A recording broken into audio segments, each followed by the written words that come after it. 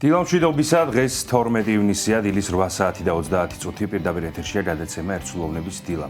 ელისაბედ აბულაძე და გეგი ნემსიწვერიძე ვიქნებით თქვენთან ერთად, ყველას მშვიდობიან ბედნიერ წარმატებულ დღეს გისურვებთ.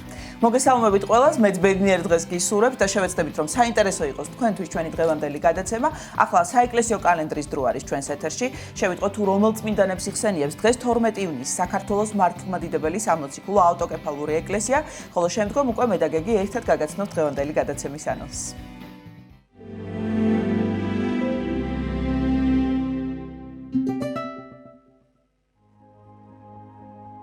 12 ივნისს წმინდა მართლმადიდებელი სამოციქულო ეკლესია მოიხსენიებს ღირს ისააკ აღმსარებელს, დალმატის მონასტრის იღუმენს. ღირსი ისააკ აღმსარებლის ლოცვით და მეოხებით უფალმა დაიცვას და დაიფაროს სრულიად საქართველო. ამინ.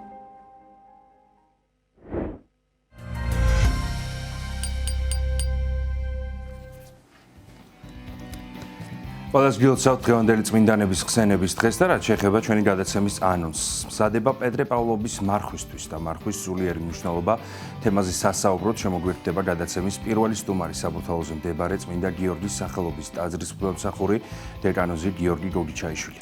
ჭიათურისა და საჩხერის მიტროპოლიტ დანიელს დათუაშვილს 70 წელი შეუსრულდა და საიუბილეო თარიღი ეპარქიაში აღინიშნა ჩვენი ტელევიზიის სახელით.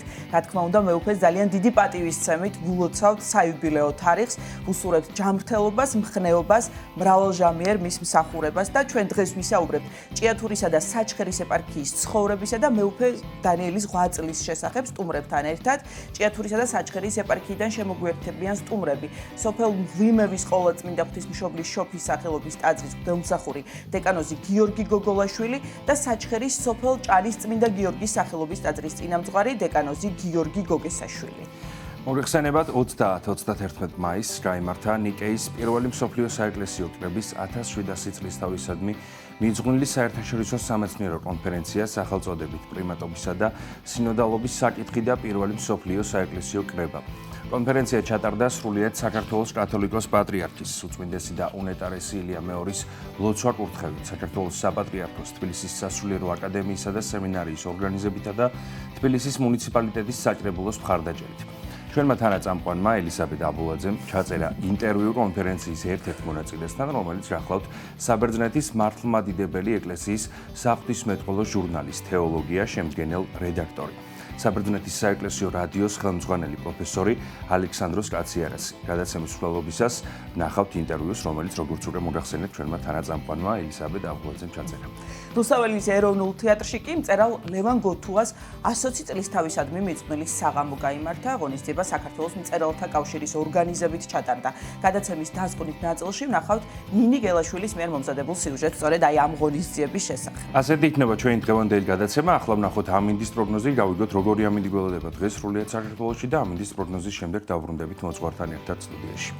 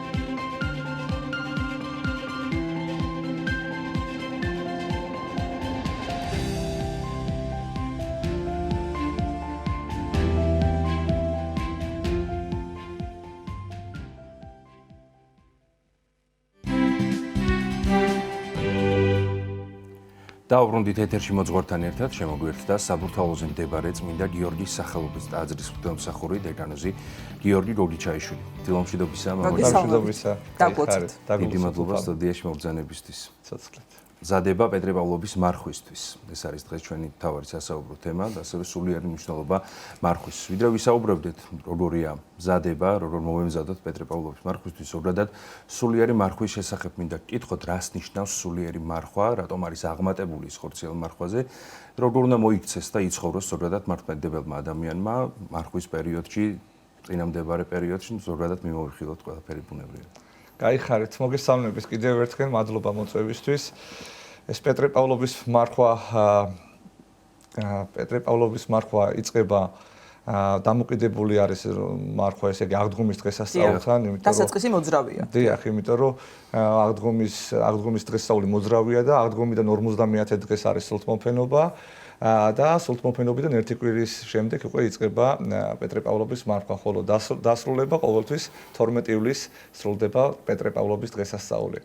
ეს მარხვა თვითონ ყოველთვის ესე იგი ძალიან ესე იგი თავიდანვე იყო ეს მარხვა, იმიტომ რომ მოხსენიებულია მე-4 საუკუნეში უკვე მაგალითად დიდი წმინდანები ახსენებენ პეტრე პავლობის მარხვას, ათანასე დიდი მაგალითად ლეონ დიდი, ამბროსი მედიალონელი თავიანთ წერილებში და ქადაგებებში ახსენებენ ყოველთვის პეტრე პავლობის მარხვას. ასევე 591 წელს თუ არ ვცდები, ტრულის კრებაც ახსენებს პეტრე პავლობის მარხვას. ამიტომ ისეთი დიდი წმინდანები არიან პეტრე და პავლე, რომ გამორჩეული მოციქულები იყვნენ, თქვენ იცით და ამიტომ მარხვას უძღვნიან ამ დიდებულ მოციქულებს.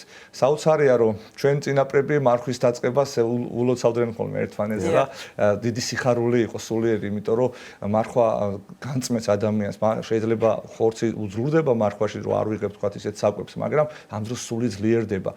მარხვა ყოველთვის ზოგი ამბობს, რა საჭიროა მარხვა, რატო უნდა დავიცვა მარხვა და აი ძველი აღთქმიდან მოყოლებული დიდი წმინდანები ყოველთვის მარხულებდნენ. მაგალითად მოსე წინასწარმეტყველი მარხულობდა და 40 დღე იმარხულა და უფალი გამოეცხა და ელია წინასწარმეტყველი, სხვა წინასწარმეტყველები ყოველთვის მარხულობდნენ.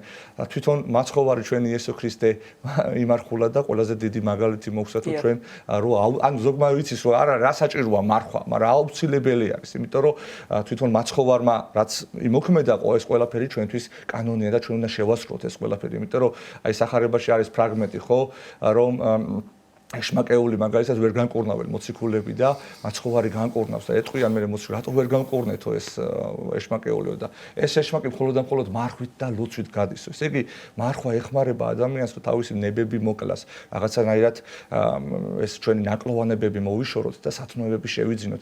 მარხვის პერიოდში განსაკუთრებულად გონიერი, აი მობილიზებული არის ჩვენი გონება, სხვანაირად უყურე, აი სხვანაირად არის. თუ რა თქმა უნდა ქრისტიანი ჩართული, იმიტომ რომ ზოგს მარხვა გონია რომ მარტო საკვებიდან უნდა მიიღოს და უჭირთ მე სხვათა შორის ჭირს თუ არ არის ადამიანი ჩართული ქრისტიან ცხოვრებაში ხო მარხვა უჭირს მე იმიტომ რომ დიეტა გამოდის რა ფაქტიურად ამიტომ მარხვის პერიოდში განსაკუთრებულად აი რატო ულოცავდნენ ჩვენი წინაპრები ხო და რატო იყო დიდი სიხარული რომ რაღაცა მარხვის თელი არც არის თავშეკავება და აი ეს პერიოდი მარხვის პერიოდი სულ ჩართულები იყვნენ სულიერ ცხოვრებაში იქ აღსარებას ამბობდნენ ეზიარებოდნენ ქრისტეს სისხლთა ხორცს იქ კითხულობდნენ წმინდათა მამათან ქადაგებებს, სახარებას კითხულობდა და აი რაღაცა ჩართული იყო ის იყო რა როგორ ვთქვა ამ სოფლიურ სიამოვნებებს ესე იგი კლავდნენ და მოკლებული ქონდათ. ამიტომ უხაროდნენ ჩვენ პირიქითა ვარ, ჩვენ იწყება მარხვა, რაღაცა ვიწყებთ, ვაიმე ხა რა უნდა ვჭამო, როგორ იქნება ეს ისა და არა და ეს მარხვაც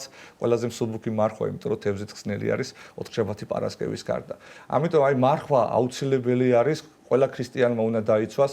წარმოიდგინეთ 60-შივე დაადგინა ღმერთმა მარხვა და რო უთხრა რომ არ უნდა მიიღო ყველა ხის ნაყოფი მიიღე, ხოლო და ერთი ხის ნაყოფი არ უნდა მიიღო ადამიანს რო უთხრა ღმერთმა. ეს უკვე სულიერად მარხვას ნიშნავს, წმინდა იოანე ოქროპერი ამბობს და წარმოიდგინეთო 60-ში ადამიანსო მარხვა დაჭირდაო და ჩვენ 60-ის გარეთ ვინცა ვართო, ჩვენ უფრო მეტად გვჭირდება მარხვაო. მაშინ როდესაც ნებები არ ქონდაო ადამიანს, სანამ დაეცემოდა, წარმოიდგინე, მაშინ ჭირდებოდაო მარხვაო და ჩვენ რომელიც ლებებით სავსე ვართო და 1000 ნაკლოვანები არის ჩვენში, სულიერი მანკიერებები როგორ ჭირდება მარხვა. ამიტომ ადამიანს როგორც ბასილი დიდი ამბობს, ადამიანს ორი ფრთა უნდა კონდესო, რომელიცო ზეთისკენ აიყვანსო, ეს არისო მარხვა და ლოცვა. ამიტომ აი მარხვა აუცილებელი არის და უნდა ვიმარხულოთ ყველამ და ოღონ ჩავერთოთ, ჩავრთულები უნდა ვიყოთ და უფრო მეტი სიხარული. აი რას ნიშნავს მარხვაში ჩართვა და თქვათ არამხოლოდ გასტრონომიული თვალსაზრისით დაცვა და საკვებზე უარის თქმა, არამედ თქვათ ლოცვით, მსახურებებზე დასწრებით, აი როგორ უნდა შეძლოს ეს თანამედროვე ადამიანმა, როდესაც თქვათ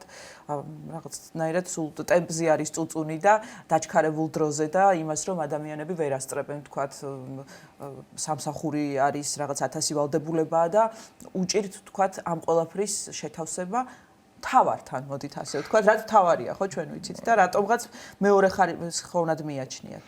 ჩვენ მოდი გულში ჩავიხედოთ ჩვენ შეგვიძლია რომ რაღაცა გამოვანახოთ ის დრო, რომ ჩვენ რაც არ უნდა ჩართულები ვიყოთ, ადამიანს შეუძლია იმიტომ სხვა რაღაცებისთვის დროს ვნახულობთ ხოლმე და მერձე ფიქრისთვის. იმიტომ არის აი ეს მარხვის პერიოდი ადამიანი თავიდანვე უნდა ის მოემზადოს, იმიტომ აი რაღაცა რომ მიდის თქვა ქორწილში რომ მიდის მოემზადება ეს ადამიანი ქორწილისთვის.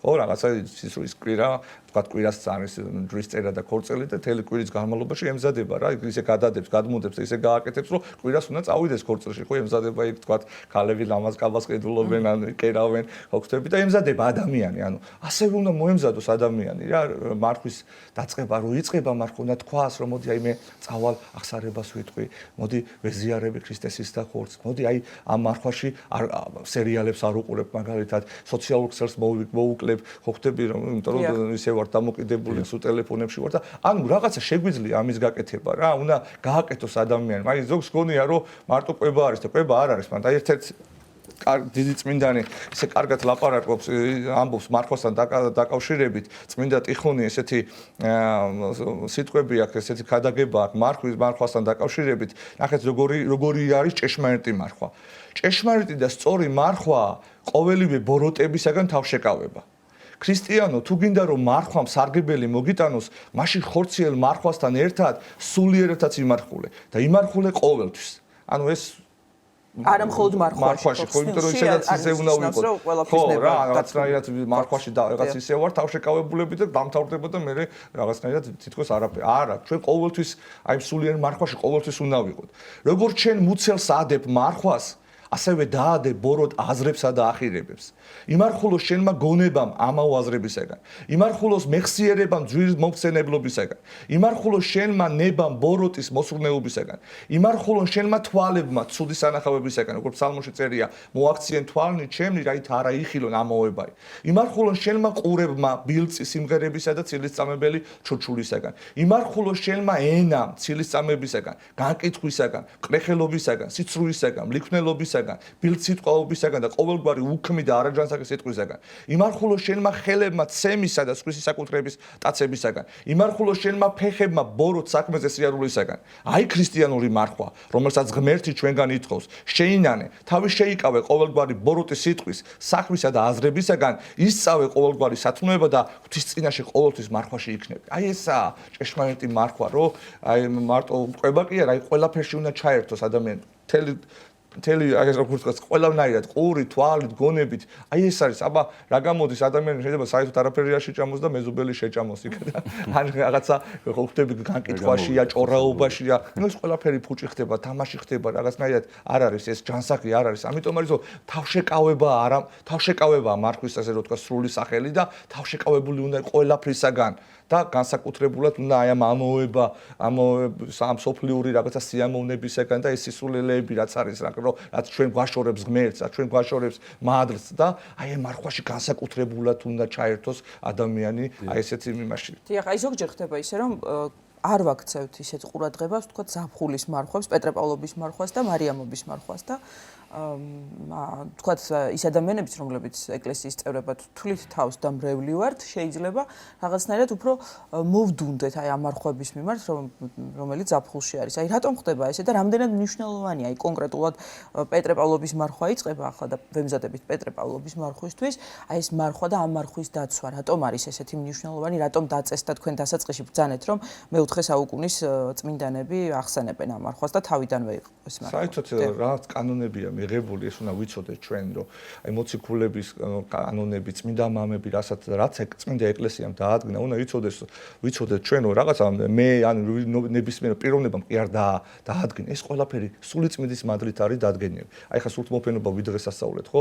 ანუ ეკლესიის დაბადება მოხდა, აი გარდამოვიდა სული წმინდა, მაშინ დაარსდა წმინდა ეკლესია. ამიტომ ღმერთი არის ამ ყველაფრის დამდგენელი. ამიტომ ღმერთი რასაც გიდგენს, ის შენთვის სასარგებლოა, შენი სულისთვის და შენი გადარჩენისათვის. ამიტომ შენ რო ამას უგულებელს ხობ, ხო? უყვეა ეს ცოდვა და რაღაცა ისე მკრეხელობა, იმიტომ რომ შენ გადაწყვიტო ეხლა როდის იმართულო და როდის არ იმართულო, ეს არ არის. რატო ჭირს ეხლა ზაფხულში? იმიტომ რომ ხალხი მიდის დასასვენებლად, იქ ყოფდებით სულ რაღაცა გართობა, ის არის და ჭირს ზავრობასთან კიდე დაკავშირებით და ასე შემდეგ უჭირთ ეს სიტუაცია, იმიტომ სულ რაღაცა დროს ტარება და სულ ისე გართობა არის და მარხვაში კიდე პირიქით უნდა მოხდეს, ხო, რაღაცა თავშეკავებული უნდა იყოს ქრისტიანი. ამიტომ რაღაცნაირად უნდა ჩვენ აი ეს უნდა გქონდეს ეს შიში ღვთისა, რომ აი წარმოიდგინეთ, უნდა გავიხსენოთ, რომ ადამიანმა დაარღვია მარხვის დარღვევა იყო ის და სიკვდილი მიიღო. დაარღვია მარხვა და 64 დაკარგა. ხვდებით? როგორც ადამიანმა დააკარგა 64 მარხვის დარღვევით, ჩვენ მარხვის დაცვით უნდა დავებრუნოთ 64. ამიტომ ეს მნიშვნელოვანი არის. ასე რომ რაღაცა ეკლესია რასაც დაადგენს, უნდა ვიცოდეთ, რომ ეს ღმერთის დადგენილია. შენი შემოქმედი, შენი სიცოცხლის დაგიდგინა და ის უნდა შევასრულოთ.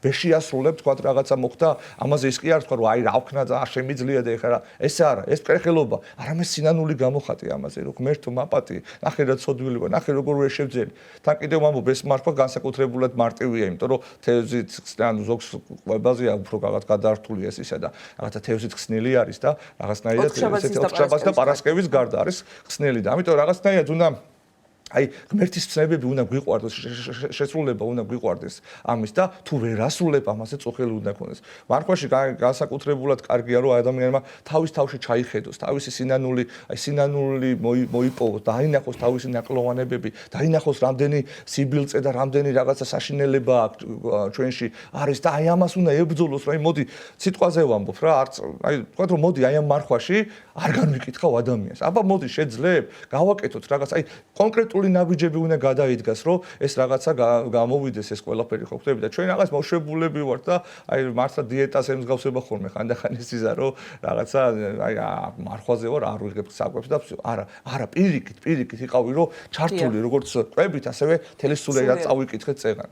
დიახ, აი თქვენ ახსენეთ ჩვენი ტელეფონზე დამოკიდებულება, სოციალური ქსელი, დროსა და გარემოს რამდენად დიდი მნიშვნელობა აქვს მამარჯვერად, რამდენად შეიძლება რომ ეს გახდეს ხელის შემშლელი, აი ამ გზაზე სულიერი მარხვის დაცვის გზაზე ჩვენს ძალიან ბევრი სასტურია დღეს და აი განსაკუთრებულად ეს სოციალური ქსელი ძალიან კარგია კაცო ვიყენებთ ამას და გამოვიყენოთ რაც კარგია, მაგრამ ისეთი მიჯაჭვულობა იცის ამან, ისეთი მიჯაჭვულობა რომ შეიძლება დრო ისე გავიდეს დილიდან საღამომდე შეიძლება დაიждდეს. ბავშვები განსაკუთრებულად ყველა შვილები და ყველა ამ პრობლემის წინაშე დგავართ. ანუ ფაქტურად ვერ შორდება და ამაში რო ხარ ჩართული და ეხლა 3 და 4 საათი რო ტელეფონში ხარ, ხო? რასაც არ უნდა უყურებდე იქა და რასაც არ უნდა ისმენდე, გამორიცხულია მე გამოხვიდე და შენ რაღაც ლოცვა წაიკითხო. ყველა ვარიანტში რაღაცა გონება გაფანტული გაქვს უკვე და აი დაფრინავ ასე რო თქვა. ანუ ვერ ამიტომ არის აი გარემოსაც ძალიან დიდი მნიშვნელობა აქვს. უნდა შევცვალოთ ეს ყველაფერი, რაღაცა დავუდოთ ჩვენ თავს რა, რომ აი მოდი არ გავაკეთებ ამას ეხლა. აი მარხვაში მოდი იქნებ შევძლო რომ არ გავაკეთო და თქვა თუ ზიხარ 3 საათი ეხლა დაიჭრი 1 საათი სიტყვაზე ვამბობ ხო მე აი ფილმების ყურება ეს ყველაფერი ხო თან ეხლა ყველა ფილმში რაღაცა გარყვნილება რაღაცა ეს მე მოქმედებს და გონებაში ილექება ეს ყველაფერი და მე პრობლემები ანუ ვეღარ цаრიელი ხდები ამიტომ კიდე ვამბობ ძალიან კარგი არის მარხვაში რომ აი წავიკითხოთ სახარება მაგალითად გავყო განმარტებებით რა რომ წმინდა მამების განმარტებებით და წაიკითხო სახარება 60 ქულო ნახეთ მოციქულები როგორ ცხოვრობდნენ აი პეტრე პავლობის მარხვა ხო აი წაიკითხე პავლე მოციქულის ეპისტოლეები პეტრე მოციქულის რა საოცრება არის აი როგორი რა ხალხი იყვნენ როგორი სიყვარული ჰქონდათ როგორი თავდადებულები იყვნენ რა გააკეთეს ამ ორმა ადამიანმა თელი სამყარო შეცვალეს წარმოიდგინეთ აი როგორი პიროვნებები აი ჩანს რომ ამბობ ხოლმე რომ მეკითხებიან რომ აი სად ჩანს რომ იესო ქრისტე ღმერთია აი აქ ჩანს, აი რომ ამ ხალხმა წარმოიდგინე ერთი რომელიც ქალის ეშინოდა, შეეშინა და უარყოს ამ გზის, მეორე რომელიც დევნელი იყო, ამ ორმა ადამიანმა თელი სამყარო ქრისტიანობაზე შეცვალეს. შეცვალეს მთელი კაცობრიობა და აი 2000 წელზე მეტია რომ უკვე ჩვენ ჭეშმარიტ ღმერთს ქრისტეს ვადიდებთ. ამიტომ აი ჩავერთოთ აი ამაში და დამიჯერეთ ამაზე ტკბილი არაფერი არ არის. დიახ და პეტრე პავლოვის დღესასწაულით გვირგვინდება სწორედ ეს მარხვა ახლა რომლისთვისაც ვემზადებით თქვენ წმინდა პეტრესა და წმინდა პავლეს ცხოვრებაზე საუბრობდით და მათ გამორჩეულობაზე და ამიტომაც ალბათ არიან დადგენილნი თავმოციქულებად ხომ არის ხომ ესეთი შეკითხვა რომ რატომ გამოირჩია ისინი სწორედ წმინდა პეტრე და წმინდა პავლე უფალმა და რატომ დაადგინა თავმოციქულებად და რატომ თქვათ პეტრე პავლობას ესე ცალკე დღესაც სწავლობთ ხომ შემდგომ მეორე დღეს ვიცით რომ 12 მოციქულის ხსენების დღე არის 13 ივლისი და იმიტომ რომ გამორჩეული ხალხი იყვნენ გამორჩეულად უყვარდათ ღმერთი და 8 წლის მიხედვით იყო ეს რაღაცა ის კი არა რომელიმე მოციქული აი თქვათ მაგალითად კათოლიკები ამბობენ რომ აი პეტრე მოციქული იყო ყველაზე უფროსი და ის იყო არა ესე არ იყო ყველა მოციქული თანაბარ პატივში იყო არავინ არ იყო დიდზე აი საქმე მოციქულთაში წერია რომ როდესაც რაღაცას წვიტავდნენ ხო ერთად წვიტავდნენ იქ არ უთქვია რომ პეტრემ გადაწყვიტა მარტო იქ ჩვენ ყველა ერთად კრებსითი იყო აი კრებსითი ეს ძალიან მნიშვნელოვანია იმიტომ ყველა ერთნაირი იყო უბრალოდ ამ ხალხს ჰქონდა გამორჩეული ღვაწლი ჰქონდათ ხა წარმოიდგინეთ პავლე მოციქულის ცხოვრება გამორჩეული იყო და ამიტომ ეკლესიამ გამოარჩია ეს იმიტომ კი არა კიდევ ამბობ რომ თქვა ანდრია მოციქული ნაკლები იყო ან იოანე ღვთისმეტყველი ხა პირდაპირ წერია ხო რომ ყველაზე მეტად უყვარდა იოანე ღვთისმეტყველი ხო სიყვარულის მოძღვარი ხა იმას ხო არ ნიშნავს ხა პეტრე არ უყვარდა რა თქმა უნდა მას ყველა უყვარდა მაგრამ იქ იყო ყველას თავისი თვისებები ჰქონდა გამორჩეული იყოს ზოგი სხვანა ისეთი იყო აი მოსიყვარული ისეთი სიყვარული ჰქონდა იოანეს ხო ხვდები პეტრე რაღაცა მოშურნე იყო რაღაც კლდესავი ხო კლდე უწოდა რომ სარწმუნოება ჰქონდა ისეთი და უყვარდა და მართლა იქ რო ამბობს რომ მე შენთან ერთად მოვკვდები ნამდვილად ამბობდა ამას უბრალოდ ღმერთმა დაუშვა ეს განსასწრელი რომ დაინახა რომ ღმერთის გარეშე ადამიანი არაფერი არ არის პავლე მოციქული ნახეთ როგორი მდევნელი იყო ქრისტიანებისა და თან იქ წერია რომ პავლე მოციქული როგორც სხვა იუდეველები და მღვდელმთავრები რომ იცოდნენ რომ ქრისტე იყო და მაინც რომ რაღაცნაირად აი თავიანთი ამპარტავნობით და შურით და ბოგმით რომ უნდათ მოკლა პავლე ეგსი არ იყო პავლეს ეჯერა რომ ის გულწრფელად აკეთებდა ამას რომ ჭეშმარიტი ღმერთის თაყვანისმცემელი ვიყავი ამბობს და მე თელი სულისკვეთებით უნდა რომ ეგონა რომ ეს სექტა იყო რა შეცდომაში იყო და შემდეგ ნახეთ როგორი ფერიცვალება მოხდა შემდეგ ნახეთ როგორი თავი დადო ქრისტეს გამო და მოკვდა და ნუ რა ვიცი რა მისი ცხოვრებას ამიტომ ამბობდა წავიკითხოთ ეს და მე აღიძრება ადამიანი რა გინდა რომ მიბაძო შენს რაღაცა ყოფილი პავლეს გვეუბნება რომ მობაძავ ჩემ და იყავით ანუ მომბაძეთ მე უნდა მივბაძოთ ჩვენ ამ წმინდანებს იმიტომ რომ ჩვენ შეგვიძლია ეს გავაკეთოთ რა ზოგს გონია რომ ის პავლე იყო ის პეტრე იყო ადამიანები იყვნენ ისინი და თავიანთი მოშორნეობით და თავიანთი აი მადლის მოხვეჭით აკეთებდნენ ამ ყველაფერს. ამიტომ ჩვენ შეგვიძლია რომ დავემსგავსოთ წმინდა მოციქულებს. აი მამა გიორგი დაახლოებით თქვენ უკვე შეეხეთ და ისაუბრეთ მარხვის შემდგომ პერიოდზე, თუმცა მაინც მინდა კონკრეტულად განვიხილოთ, მოვისმინოთ თქვენი განმარტება. სიამოვნებით რომ როგორ უნდა გაგრძელდეს უკვე მარხვის შემდგომ პერიოდში მართლმადიდებელი ქრისტიანების ცხოვრება რა უნდა გავითვალისწინოთ თითოეული ნაბიჯი როგორი უნდა იყოს ჩვენი რომ მივემსგავსოთ ქრისტეს. ძალიან მნიშვნელოვანია ეგ პერიოდი რა, იმიტომ რომ რომ ვიყოთ მარხვის ქრისტიანები. ხო, აი რაღაცა როგორ იცი რომ რაღაცა მოღვაწეობა, რაღაცას მოიკრიფა, მადლს მიიღებ და შეიძლება მეორე დღეს უკვე დააკარგო. რაღაცა ეშვება ზოგი მიდის და რაღაცა ბრუშობს, ლოთაობს. ნუ რავი 1000 რაღაცას აკეთებს. თითქოს რაღაცა მარხვაშია მარტო ღმერთი და თან მეორეც არის კიდე რომ აი ზოგი მარტო მარხვაში დადის ეკლესიაში. მარხვა მოვიდა და მოვა აღსარებად მე მარხვის შემდეგ დაიკარგება არ არის ეს. ზუსტად დროს ელოდება. ხო, რაღაც თითქოს თითქოს გონია რომ ამ მარხვის პერიოდში არის ღმერთი ყურადღებით. დანარჩენ დღე არა. ჩვენ კიდევ ამბობ, აი რაც წმინდა მამამ წეგან წავიკითხეთ, რომ ჩვენ ეს ჩვენში უნდა იყოს, ეს სულიერად ყოველთვის უნდა მარხულობდეს ჩვენ. ყოველთვის უნდა მარხულობდეს. არასდროს განკითხო ეხა მარხვაში სოდვაა და გამარხვის დასრულების შემდეგაც, ხო? ბრუშობა მარხვაში სოდვაა, ანუ ჩვენ უნდა ვეცადოთ, რომ ეს გზა გავაგრძელოთ და თან კიდევ ამბობ, რომ რაღაცას რომ 8 წელს იმარხულებ, თქვათ ილოცებ, აღსარებას ამბობ ეზიარები და რაღაცა მოიკრებ ამ მადლს გოხდები და რაღაცა 8 წელში ხარ, ხო? შემდეგ დამთავრდება და შეიძლება წყალში. არ არის ეს. აი მაგალითად ივანე უშვოპირი გვეუბნება, რომ როდესაც ეზიარები, ხო?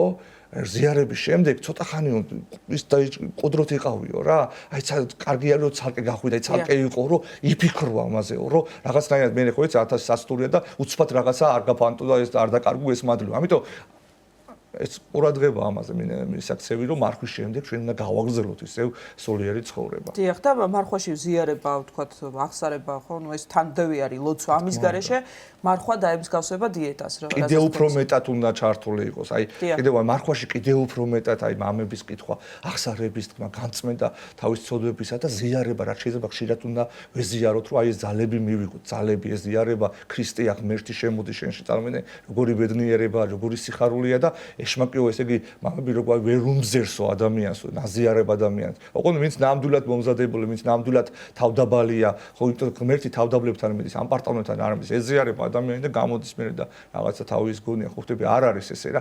დავიმდაბლოთ, მივემსგავსოთ აი ამ მოციქულეთ, მივემსგავსოთ მაცხოვარს, იესო ქრისტეს თავის თავდაბლობაში, სიყვარულში, აი ამ მოშურნეობაში და დამიჯერეთ, ყველაფერი შესაძლებელია, იმიტომ რომ ჩვენ არაფერი არ შეგვიძლია მარტო რა. გამორიცხულია, ბევრ რამეს ვერ გავაკეთებ. ერთ-ერთი მამა, მეგონი პაისი ათონელი ამბობს ესეთ რამე, რომ ჩემი მარტო ცოდვებიაო. დანარჩენი რაც არის თუ რამეს ვაკეთებო, ეს ყველაფერი ღმერთისია, ღმერთი აკეთებს. აი, როგორი თავდაბლობა ქონდა, ხო? ხო, აი ესეთი განწყობით უნდა ვიყოთ ჩვენ და აი მოვიხვეჭავთ მადრს და ვიქნებით ბედნიერები. რა გაჭირვებაშიც არ უნდა ვიყოთ. რა ვიცი, რაც არცებობს ყოველთვის ბედნიერი. აი პავლე მოციქულმა ისეთი გზა გაიგო. აი ხო, მარადი, ასეთყვებია, ხო, მარადის ქრისტიანი ეგ, აბა, მოწყენილი ქრისტიანი ეს არ შეიძლება. მამა გიორგი, აი როგორ ყალიბდება მართლმადიდებელი ქრისტიანის ცნობიერება ამ კუთხით სულიერ მარხვასთან დაკავშირებით, აი რა უნდა გააკეთოს მშობელმა, რომ შვილმა რა საკიდან შეიძლება რომ დაიგოს, რას ნიშნავს სულიერი მარხვა, როგორი უნდა იყოს მარხვაში, მარხვის შემდგომ პერიოდში მართლმადიდებელი ქრისტიანის, ჭეშმარიტი მართლმადიდებელი ქრისტიანის ცხოვრება. ბუნებრივია, ინდივიდუალურია, როდიდან შეიძლება ჩამოყალიბდეს ადამიანის ცნობიერება და რა ასაკში, თუმცა მნიშვნელოვანია ალბათ, ხომ, ბავშვი თავის დროზე, დროულად ჩაერთოს და ჩართოს ოჯახის წევრმა ამ ცხოვრებაში. ყველაზე დიდი რაც უნდა მშობელი გააკეთოს, ესაა მაგალითი თვითონ რა, რომ მარხულობს თვითონ, გინდა არ გინდა ბავშვი ხედავს ამას, იქ ის სიტუაცია, რომ თქვა უნდა ხედავს ბავშვი და ყველაზე დიდი მაგალითი ეს არის რა, იმიტომ რომ ბაძავს მე უნდა, აი რამდენი ყოფილა პატარა ბავშვები მოსულან 10 წლის, 11 წლის და უცხრა რა მარხვა მინდა დავიწყო ხოთები. ეუნები ჯერ ადრია რაღაცა მოდი რაღაცა ისქნათ, აი ხო ხტები, მაგრამ ისე ეკლესია ვასწავლია, მამ ინდივიდუალურია ეს, მაგრამ აი 13-14 წლიდან უკვე დაიწყო, შეუძლია რომ იმარხულოთ, მაგრამ ეს კიდევ ზოგი პატარა ხო, არის რომ შეიძლება 13 წლის მომამაც ვერ იმარხულოს ახლა რაღაც ისე ხტები, ამიტომ ესე არ არის ეს ინდივიდუალური და კიდევ ყველაზე დიდი სწავლება, რასაც ჩვენ შვილებს მივცემთ მარხვასთან დაკავშირებით, ეს ჩვენი მაგალითი, რომ დაგინახავს რომ სახში ახლა მარტო ყვებით კი არა, ისედაც ჩართული ხარ, კითხულობ იქ ბავშვებთან ერთად კარგია რომ წაიკითხო, წაუკითხო მამები, წაუკითხო სახარების განმარტება, იქ შენ თვითონ რაღაცა ისე ბავშვებმა ისე გასაგებად რომ აუხსნა, დაგინახოს რომ ლოცულობ დილას აღამოს, იქ პარაკლისი იხდი ხო ხტები საკმაოდ სანთებს, ეს გარემო ბავშვს მოქმედებს მე და უკვე უნდა იმასაც რომ მოგბაძოს და აი მაგალითად სახში ჩემთან რაღაცა თქვათ იციან ხო ეხლა მარხულობთ ოჯახი რაღაცა და აი თქვათ ნაყინს რომ ამოიტანენ მამა ნაყისა მე თქვის ხოლმე მამა მარხვა ადრე ეს ანუ უკვე იმან იცის რომ ჩვენ მარხულობთ და მარხვაში არ შეიძლება ნაყინის ჭამა ხო ხტები აი ნენელა აი ეს მაგალითებით მიდის უკვე ის ბავშვიც რომ უკვე ჭეშმარიტება აქ არის და კარგია და აღიძრება და მოუნდება და დიახ და არა თქვა დაძალებით რასაც საპირისპირო შედეგი მოაქვს ძალადობა ეს არის ბავშვთან მით უმეტეს სულიერ ასპექტში რომ რაღაცას ვაძალეთ და იქ ზოგი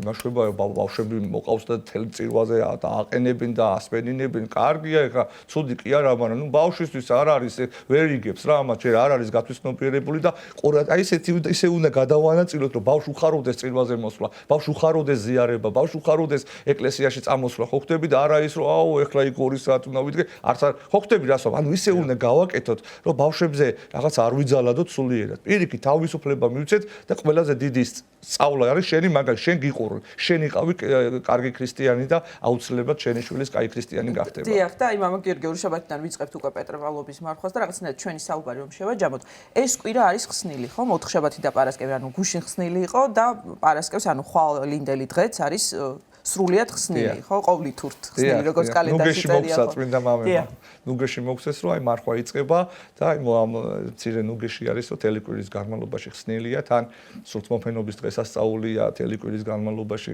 ამას დღესასწაულობთ და ხორციელათაც ნუ გეშიგვაგრო თელი კვირის განმავლობაში მსგავსია ხსნილია და ორშაბათიდან უკვე შეუდგებით წმინდა მარხვას. შეგვიძლია რომ მიულოცოთ ერთმანეთს. ნამდვილად, ოღონ მილოცვა ის არის, რომ ჩავერთოთ ჩვენს და ჩვენს ჭეშმარიტი მართლები. კიდევ ერთი ის რომ თქვენ განკითხვა რამდენჯერმე ახსენეთ დღევანდელი გადაცემის საუბრის განმავლობაში და არა მარხველი ნუ განიკითხავს მარხველს და მარხველი რა თქმა უნდა. არა მარხველს. აბა რა გამოდის ესე ეხლა მე ნამხილა ამპარტაუნებაა წარმოიდგინე რომ მე მარხულობ და შენ არ მარხულობ და ამიტომ რაღაცა შენ ზევიდან გიყურო და გაგიკითხო. ნუ წყალში იყრება, მაგას ჯობია წამოხორცი და არ განიკითხო. ძალიან დიდი მადლობა მობრძანებისთვის, საინტერესო საუბრისთვის, თაგამშრალებით. მადლობა თქვენ მოწვევისთვის. საბურთალოზე მდებარე წმინდა გიორგის სახელობის ტაძრის მღვდელმსახური დეკანოზი გიორგი გოგიჩაიშვილი იყო ჩვენი სტუდიის სტუმარი. ვაგრძელებთ გადაცემას, ერთად მოვისმინოთ ლოცვა 9 საათზე და დავუბრუნდებით პირდაპირ ეთერში.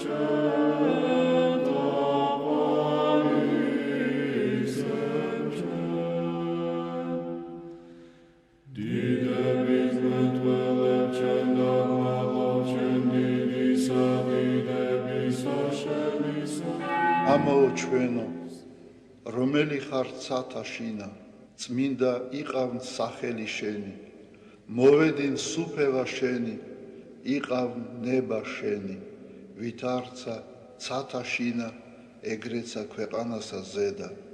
პური ჩვენი არსობისა, მომეც ჩვენ დღეს და მომიტევენ ჩვენ თანანადებნი ჩვენი, ვით არცა ჩვენ მიუტევებთ თანამდებთა მათ ჩვენთა. და ნუ შემიყანებ ჩვენ განსაცდელსა, არამედ მიხსნენ ჩვენ ბოროტისაგან.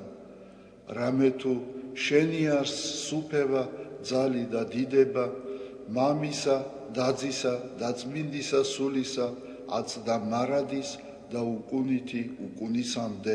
ამინ. მიწყალემე ღმერთო, დიდითა წყალობითა შენითა და მრავლითა მოწყალებითა შენითა ახოცე უჯულოებაი ჩემი. უფროს განბანემე უჯულოებისა ჩემისაგან და ცოდვათა ჩემთაგან გამწმინდე მე. რამე თუ უჯულოებაი ჩემი მეუწყი და ცოდვაი ჩემი წინაშე ჩემსა არს მარადის. შენ მხოლოსა შეგცოდე და ბოროტი შენ წინაშე ვყავ, რათა განმართლე სიტყვათაგან შენთა და ზლოს ჯასა შენსა. რამე თუ ესე რა უჯულოებათა შინა მიუდგა და ცოდვათა შინა მშამე დედამან ჩემა. რამე თუ ესე რა ჭეშმარიტება შეიყვარე, უჩინონი და დაფარონი სიბნისა შენისანი გამომიცხადენ მე. მას ხორო მე უსუბითა და განწმინდე მე. განბანო მე და უფროს თოვლისაგან სპეტაკნე, მას მინო მე გალობაი და სიხარული და იხარებნე ძვალნი დამდაბლებულნი. გარე მიაქციე პირი შენი ცოდვათა ჩემთაგან და ყოველი უჯულოებაი ჩემნი ახოცე. გული წმინდა დაბადე ჩემთანა ღმერთო და სული წრფელი განმიახლე გვამსა ჩემსა. ნუ განმაგდებ მე პირისა შენისაგან და სულსა წმინდასა შენსა ნუ მიმიღებ ჩემგან. მომეც მე სიხარული მაცხოვარებისა შენისა და სულითა მთავრობისათა დამამტკიცე მე. ვასწავლე უჯულოთა გზანი შენი და უღმრთონი შენ და მოიქცენ. მიხსენ მე სიცხთაგან ღმერთო, ღმერთო ცხოვრებისა ჩემისაო. იხარებდეს ენა ჩემი სიმართლესა შენსა. უფალო, ბაგენი ჩემნი აღახვენ და პირი ჩემი უთხრობდეს ქებულებასა შენსა. რამე თუ უკეთუმცა გენება, მსხვერპლი შემცა მეწირა, არამედ საკვერთხი არ აგთნდეს. მსხვერპლი ღმრთისა არს, სული შემოსრული, გული შემოსრული და დამდაბლებული ღმერთმან არა შეურაცხყოს. კეთილი უყვა უფალო ნებითა შენითა სიონსა და აღეშენენ ზღუდენი იერუსალიმისანი. მაშინ გთნდეს მსხვერპლი სიმართლისა შესაწირავი და ყოვლად დასაწველი. მაშინ შესწირნენ საკურთხეველსა შენსა ზედა ზვარაკნი. დიდება მამასა და ძესა და წმინდასა სულსა აწდა მარადის და უკუნითი უკუნისამდე ამინ ალილუია ალილუია ალილუია დიდება შენ და ღმერთო ალილუია ალილუია ალილუია დიდება შენ და ღმერთო ალილუია ალილუია ალილუია დიდება შენ და ღმერთო ჩვენო დიდება შენ და ღვთისმშობელო ქალწულო გიხაროდენ მიმადლებულო მარიამ უფალი შენთანა კურთხეულ ხარ შენ დედათა შორის და კურთხეულ არს ნაყოფი მუცლისა შენისა რამე თუ მაცხოვარე გვიშევ სულთა ჩვენთან უფალო დიდება შენ და გადაარჩინე და გამთლიანე საქართველო უფალო დიდება შენ და გადაარჩინე და გამთლიანე საქართველო უფალო დიდება შენ და გადაარჩინე და გამთლიანე საქართველო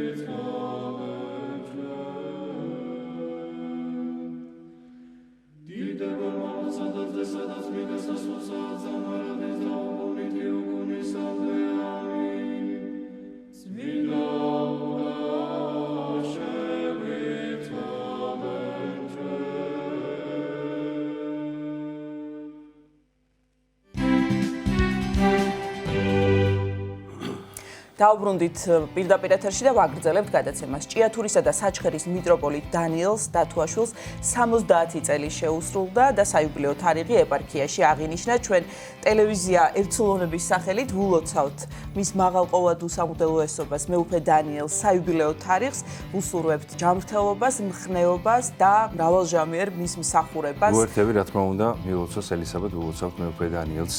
და დღეს ჩვენ გვინდა რომ ჭიათურისა და საჩხერის ეპარქიის ცხოვრებაზე ვისაუბროთ და რა თქმა უნდა მეუფე დანიელის ღვაწლზე სტუმრებთან ერთად შემოგვერთდნენ ჭიათურისა და საჩხერის ეპარქიიდან სტუმრები მღვიმემის ყოვლადწმინდა ღვთისმშობლის შობის სახელობის ტაძრის მღვდელმსახური დეკანოზი გიორგი გოგოლაშვილი და საჩხერის სოფელ ჭალის წმინდა გიორგის სახელობის ტაძრის წინამძღვარი დეკანოზი გიორგი გოგესაშვილი. მოგესალმებით, ძალიან დიდი მადლობა თქვენთან მობრძანებისთვის. ძალიან გვიხარია რომ გვასპინძლობთ. მეუფე დანიელს 70 წელი შეუსრულდა და ვიცით რომ დიდებულად აღინიშნა ეს საიუბილეო თარიღი ჭიათურისა და საჩხერის ეპარქიაში, რაც იყო ორგანიზებული ჭიათურისა და საჩხერის მუნიციპალიტეტების მიერ, რაც ცალკე აღნიშნვის ღირსი არის ალბათ. 23 მღვდელმთავარს სტუმრობდა ეპარქია და ასევე მრავალ საპატიო წარმომადგენლობით სტუმარს და ამ ხრივ ბუნებრივია რომ ამ თარიღის აღნიშვნა დაკავშირებული არის ეპარქიის ცხოვრებასთან, ვინაიდან ასეთი დიდი დღესასწაული იყო და ამდენი სტუმარი ჩამოვიდა. მინდა რომ კითხოთ აი როგორ ჩატარდა, როგორ ჩაიარა, ჩვენ გვაქვს ფოტოებიც და შეგვიძლია რომ ვაჩვენოთ მაყურებელსაც. მამა გიორგი, გთხოვთ.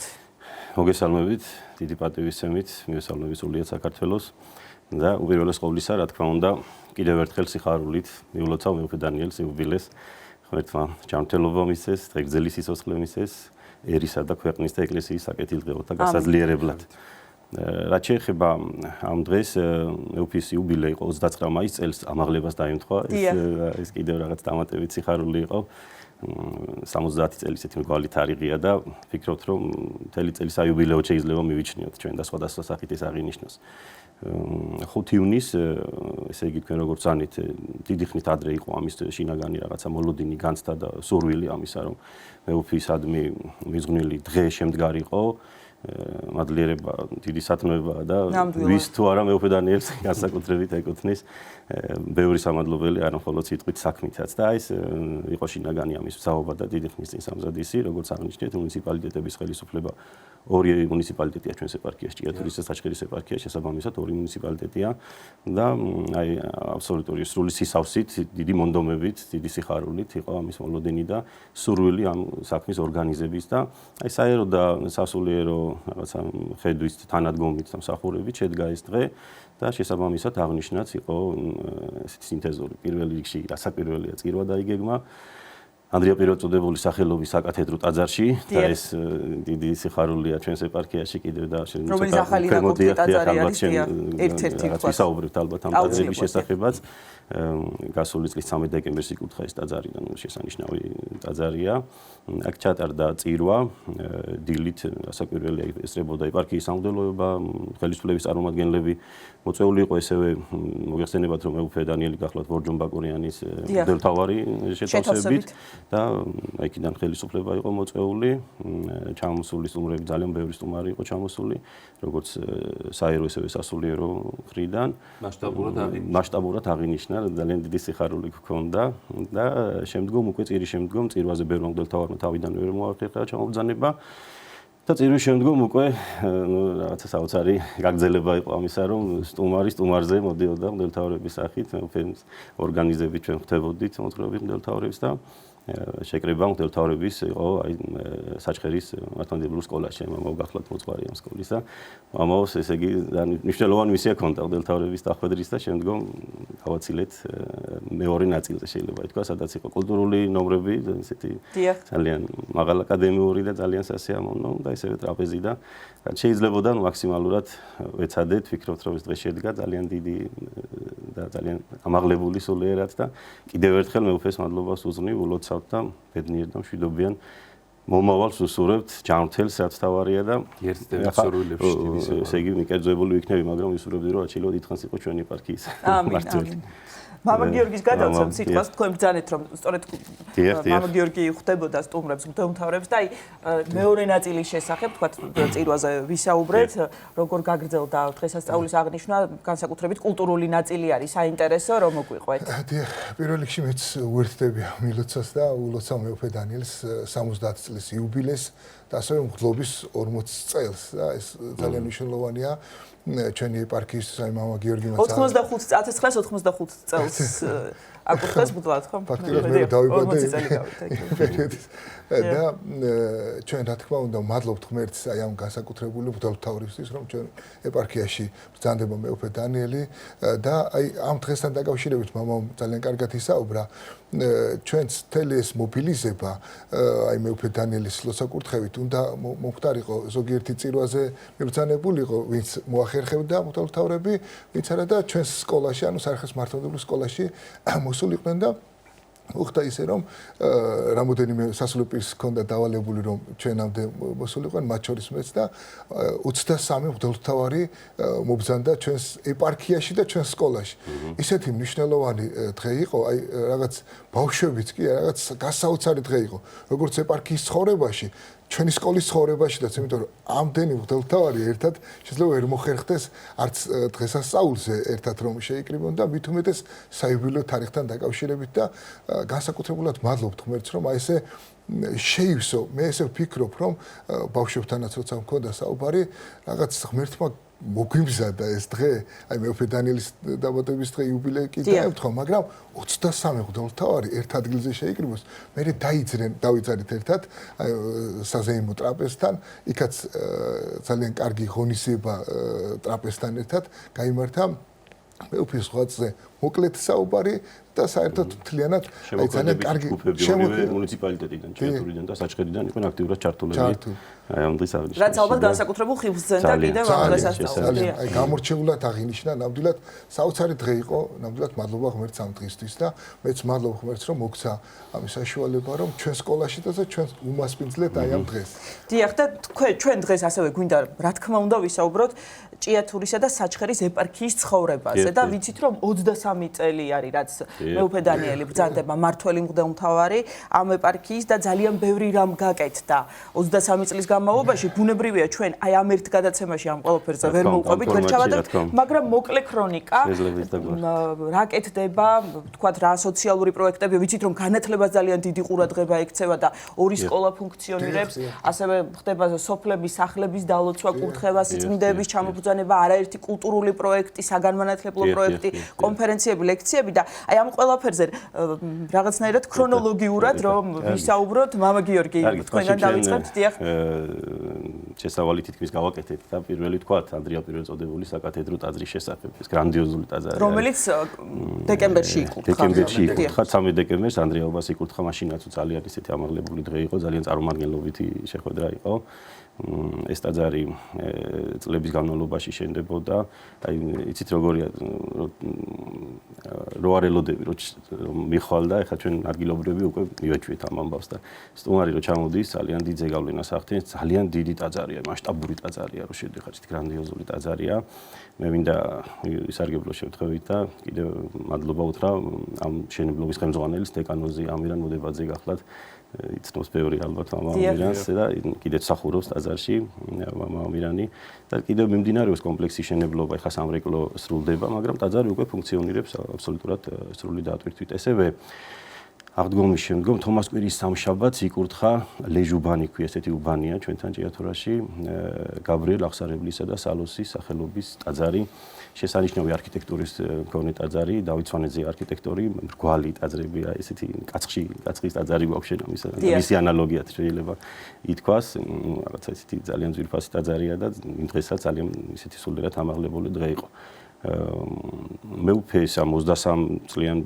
მოღვაწეობის პერიოდში ძალიან ძნელი ალბათ ჩამოთვალო ყველა ტაძრის შესახებ ერთ-ერთი ტაძარი ხა მამა გიორგი ხელმძღვანელობს სოფელ ჭალაში წმინდა დიდმოწამე ბარბარის სახელობის ტაძარს და აი მამა უგვეტყვის ალბათ კიდევ ტაძრის შესახებ რომ ისეთ გაერთიანებულია ძალიან ბევრი ადამიანი მის ირგვლივ როგორც ვიცი ჩვენც რა თქმა უნდა ვაფასებთ მეუფეს 23 წლის აი მოღვაწეობას ჩვენს ეპარქიაში ძალიან დიდი მნიშვნელობა აქვს ჩვენ გვინდა თუ არ გვინდა ჩვენ რომ მოღვაწეობთ მეუფის ლოცვა-კურთხევის ქვემოთ მსახურობთ და აი 2010 წელს როცა პატრიარქი ბრძანდებოდა საჩხერეში ჭიათურის ეპარქიაში აი მაშინ იყო ამაზე საუბარი რომ ჭალაში აშენებულიყო პატრიარქ თან კონდა ეს საუბარი. წმინდა ბარბარეს სახელობის ტაძარი. კი, ჭალაში მობრძანდა პატრიარქი და აი მივიღეთ კურთხევა, მაგრამ მე რაღაც იყო შეყოვნება, აი 2018 წელში გაიჭრა საფუძველი 18 წლის ბოლოს ფაქტიურად და ძალიან სწრაფ ტემპში აი საოცარი ურთიერთობით უპირველეს ყოვლისა ეს ურთიერთობა მეუფის ჩამოყალიბებულია ჩვენ ეს ურთიერთობა როგორც სამღვდელოებასთან ასევე ჩვენ მრევლთან განსაკუთრებული ურთიერთობა რომ უამრავი ადამიანი ეხლა სოფელში ესეთი მასშტაბური ტაძარი რომელიც ჭალის წმინდა ბარბარეს ტაძარია ნუ არ არის ესეთი და ეხლა ფაქტიურად იატაკის მოპირკეთება მიმდინარეობს ალბათ მომავალ წელს უკვე გავხსნით სამრეკლო და ეს დასრულებულია ეზო პირკეთდება ხდება თვითონ კანკელის დაჩუქურთმება თან ამ ეტაპზე ვართ ამ კუთხით და აი გრანდიოზული მშენებლობა გამოვიდა ღვთის შეწევნით და აი ეს მინდა რომ აი ეს ურთიერთობა რომელიც მეუფე დანიელს ზოგადად ჩვენ სამღვდელოებას მრევლთან ურთიერთობაზე საუბრობ ორიოდე სიტყვით ამასაც ვიტყვი რომ აი მინდა გავიხსენო ესეთი ფაქტი მე მეუფე დანიელს მაშინ კიდე უფრო სხვა თვალით სხვა კუთხით დავინახე ხშირად არის რომ მეუფე დანიელი სხვადასხვა ესე ვთქვათ ღონისძიებებში ერთვება მათ შორის საქველმოქმედო იქნება თუ საერთოდ ეპარქიის სხვადასხვა ღონისძიებაში და მათ შორის გარდაცვლილი შვილი ყავს ვინმე რაღაცა ხშირად მათ სტუმრობს და მეც ყოფილვარ ხშირად მასთან ერთად თუმცა ერთ-ერთი შემთხვევა იყო ერთ-ერთ ოჯახში ვიყავით აი ახალი წლის პერიოდი იყო რამოდენიმე წლის უკან და შვილი გარდაეცვალა ამ ოჯახს და მეუფე დანიელმა ტკბილეობით რაღაც მივედით ამ ოჯახში და ну ეს დედა რა თქმა უნდა გამწარებული დედა ძალიან მეუფემ ისე ანუგეშა განსაკუთრებით და მოყვა ესეთი საოცარი ისტორია რომელსაც მე მოკლედ ვიტყვი თვითონ მეუფე დანიელსაც შვილი გარდაცვლილი იყო და ერთ-ერთ პანაშიძე როდესაც ვიყავიო დედამ მითხრაო რომ თქვენო ამ ტკივილს რომ ვითხარი რომ წუხარ აი ამ ტკივილს თქვენ ამ ტკივილს ვერ გაიგებთო და მე ვთხარიო რომ კი არა აგზნობინა რაიმე და აი ამ ქალბატონს ისე ესაუბრა რომ ანუ მასაც აქვს ეს ტკივილი თუმცა აი პატრიარქის ლოცვა ვკურთხევით, თვითონ აი საოცარი მხნეებით ისეთი ძალები გამონახა, რომ ჩვენ აი მამა გიორგის დამეთანხმება, რომ ეპარქიაში აი კი ვიცით, როგორ არ ვიხსენებთ და როგორ არა ვართ აი ამ მდგომარეობაში მეუფისა, თუმცა მეუფისა აი მაღალი სულიერი მდგომარეობა საერთოდ არ იგრძნობა აი მრევლს, საერთოდ არ აგრძნობიოს, თვითონ როგორ დიდ ტკივილს ატარებს და ამავე დროს სხვას როგორ გვერდში უდგას და როგორ ეხმარება თვითონ მეუფე აი ნუ გეშ საოცარს სცემს ყოველთვის და აი ოჯახიდან რომ გამოვედით, ვიგზენილ ეს ადამიანი სრულიად მოეშვა თითქოს რა შეუმსუბუქა მეუფემ აი ამ ურთიერთობით, აი ამ საუბრით და ეს ძალიან დიდი ნიჭია ადამიანებთან ურთიერთობით, რაც მეუფეს ახასიათებს ნამდვილად. სკოლებზე მინდა გკითხოთ, საგანმანათლებლო განათლება ძალიან დიდი ყურადღება ექცევა საქართველოს ეკლესიის მხრიდან ზოგადად და ასევე ეპარქიებში და ჭიათურისა და საჩხერის ეპარქიებში განსაკუთრებით ასევე ორი სკოლა ფუნქციონირებს, წმინდა ანდრია პირველწოდებულის სახელობის, წმინდა ნინოს სახელობის მართლმადიდებლური სკოლები და ვიცით რომ ძალიან წარმატებული ბავშვები სწავლობენ ამ სკოლებში, სხვადასხვა კონკურსებში იღებენ მონაწილეობას, იმარჯვებენ და ეს რა თქმა უნდა არის დამსახურება, ვთქვათ ალბათ იმ გარემოსი, სადაც ისინი იღებენ განათლებას. აი თქვენ ბრძანდებით ამ სკოლებში მოძღვრები და დიახ. და თუ შეიძლება რომ მოგვიყვეთ, ვთქვათ სასკოლო ცხოვრებაზეც ძალიან საინტერესო იქნება. სიმბოლურია რომ ჭიათურაში საკათედრო ტაძარი ანდრია პირველწოდებულის სახელობის არის და სკოლაც ანდრია პირველწოდებულის სახელობისა. საჩხერეში საკათედრო ტაძარი წმინდა ნინოს უფრო ძველი ტაძარი ვიდრე ეს გაიცნობა და სკოლა წმინდა ნინოს სახელობისა. მისი უწმინდესობა იყო ჩამომბრძანებული როგორც ახლა მამაო 2010 წელს და მაშინ ჩაიყარა საფუძველი, მაშინ გაიხსნა ჩვენი ჭიათურის სკოლა. უკვე მეც 2012-დან ამ სკოლაში ვსახურობ როგორც მოძღვარი და თქვენ სწორედ ვცანით რომ ძალიან აქტიურად არიან ჩართულები. ახლა ეს ფორმატი მართლა არ გვიყოფა ალბათ დაძრულებით მივყვეთ ამ ამბავს, ამ ბავშვების წარმატებებზე დაძრულებით ვისაუბროთ. აქ ორი მართულება შეიძლება გამოიყოს. ეს უშუალოდ შიდა სასკოლო, რაც უშუალოდ თქვათ განათლებისა და მეცნიერების სამინისტროდან იგეგმება სხვადასხვა ოლიმპიადები, სამეცნიერო ოლიმპიადები, საგანმანათლებლო ოლიმპიადები, ძალიან დიდი წარმატებით მოღვაწეობენ ამაში, იღებენ მონაწილეობას ჩვენი ბავშვები და ისევე არიან ბავშვები, რომლებიც ვთქვათ არაფორმალურ განათლებაში არიან ჩართულები. ჭიათურაში არსებობს ესეთი მულტიფუნქციური ცენტრი. დიახ. და მე აქ მინდა ვისარგებლო შემთხვევით და მადლობა ვთქვი იმ ადამიანებს, ვინც ეს დაარსა და ვინც ამას უწევს ორგანიზებას.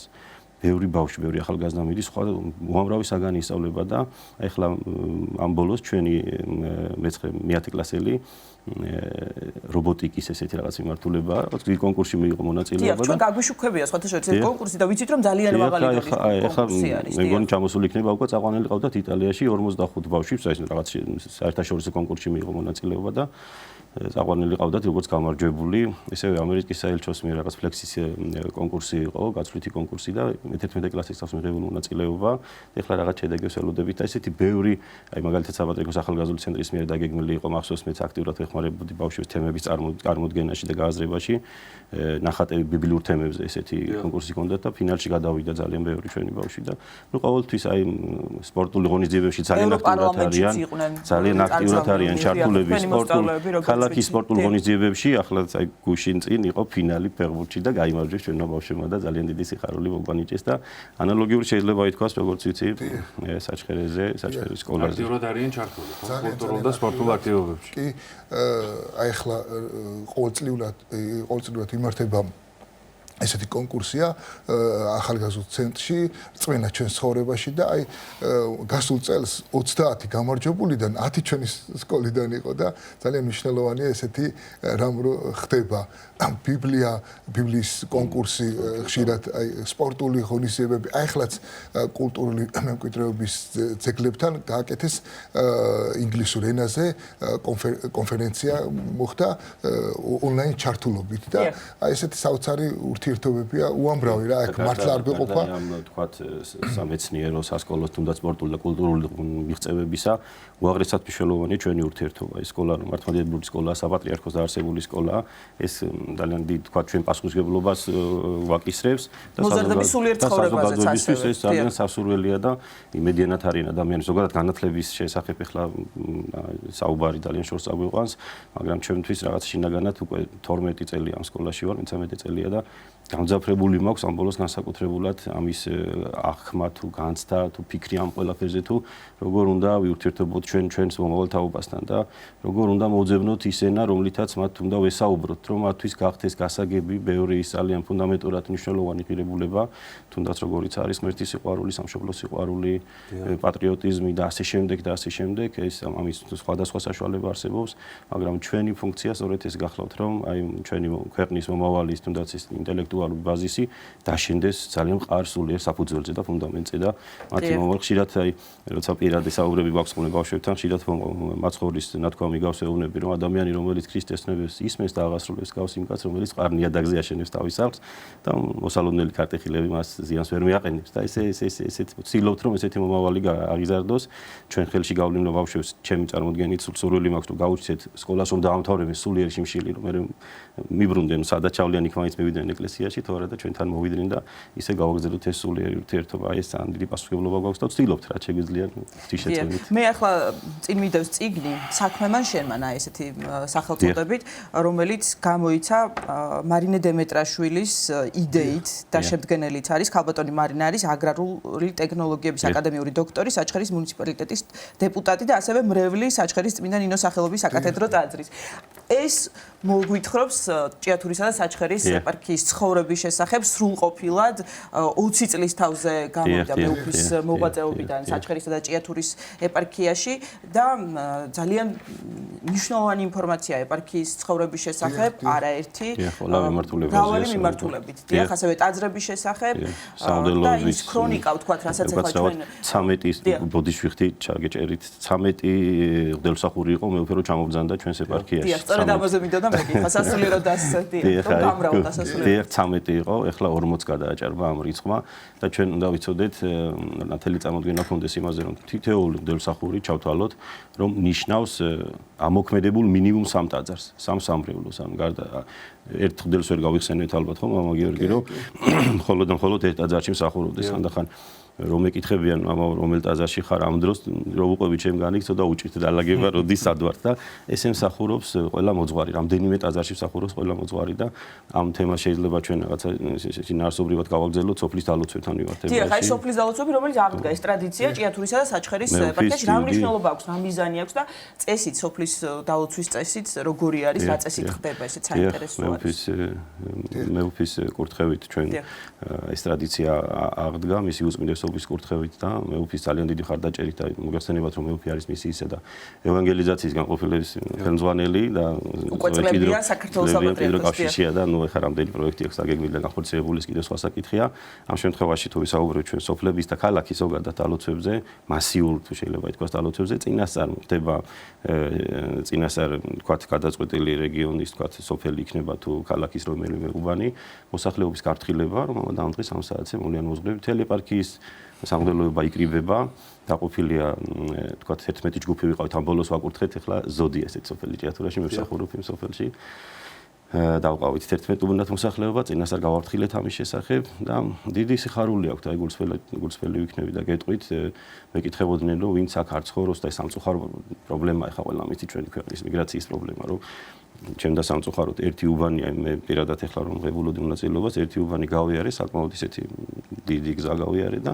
5 თუ 6 ოჯახში შევედით ანუ ადგილობრივი მოსახლეობა ნაკლები იყო მაგრამ ვინც გებულობს ზოგიერთი ჩამოდის კიდეც ზოგი გასაღებს აგზავნის რომ იქნებ ჩემს ოჯახში შეიყვანოთ და დიდი მადლიერებით აი შემდგომ უკვე მსახურება წირვა ქონდა მალე და ყველა ამ უბნის წარმომადგენელი რომ ესწრებოდა წირვას დიდი სიხარული დიდი მადლიერებით მათაც ახლა ჩვენ წეხან სიხარულით ვამბობდით რომ მეორე ღმერთთავრის ერთ-ერთ ხილვა ძალიან დიდი სიხარულია და მათთვისაც ახლა ბევრი ეპარქიის სამღვდელოება რო სოფელში შეიკრიბება მოვლენა რაღაც დიდი ამბავია უკვე და შემდგომ ეს მოძღვრები ყველას ეს შინაარსი აქვს რომ დაილოცება სოფელი არა თქვა წინასწარ 15-20 ოჯახი ხან ცოტა მეტი შემდგომ ტრაპეზია ბუნებრივია ტრაპეზია და ეს ტრაპეზი ჩვენთვის საშუალება ქადაგების საუბრის და ყველა მიცით რომ იმ დღეს არაფერი გეგმება სხვა და ჩვენ ბოლომდე რაც შეგვიძლია უნდა დავიხარჯოთ ამ ადამიანების მსახურებაში ეკლესიის ერთ-ერთი უმთავრესი ფუნქციაც ხომ სწორედ ეს გახლავთ რომ ადამიანებოდე მევიტანოთ ღვთის სიტყვა და ის სამწუხარო რეალობა რომელიც გასულ საუკუნეში იყო რომ ყველაზე დიდი ალბათ საფრთხე ჩვენი ქვეყნის მომავლისთვისაც რომ ერი და ბერი დაგვაშორეს ერთმანეთს ახლა ეს უკვე პროცესი ყვა მისი უზმიდესობის დიდი ღვაწლით და შემდგომ მეუფე დანიელის და წმინდა სინოდის და ეკლესიის დიდი ღვაწლით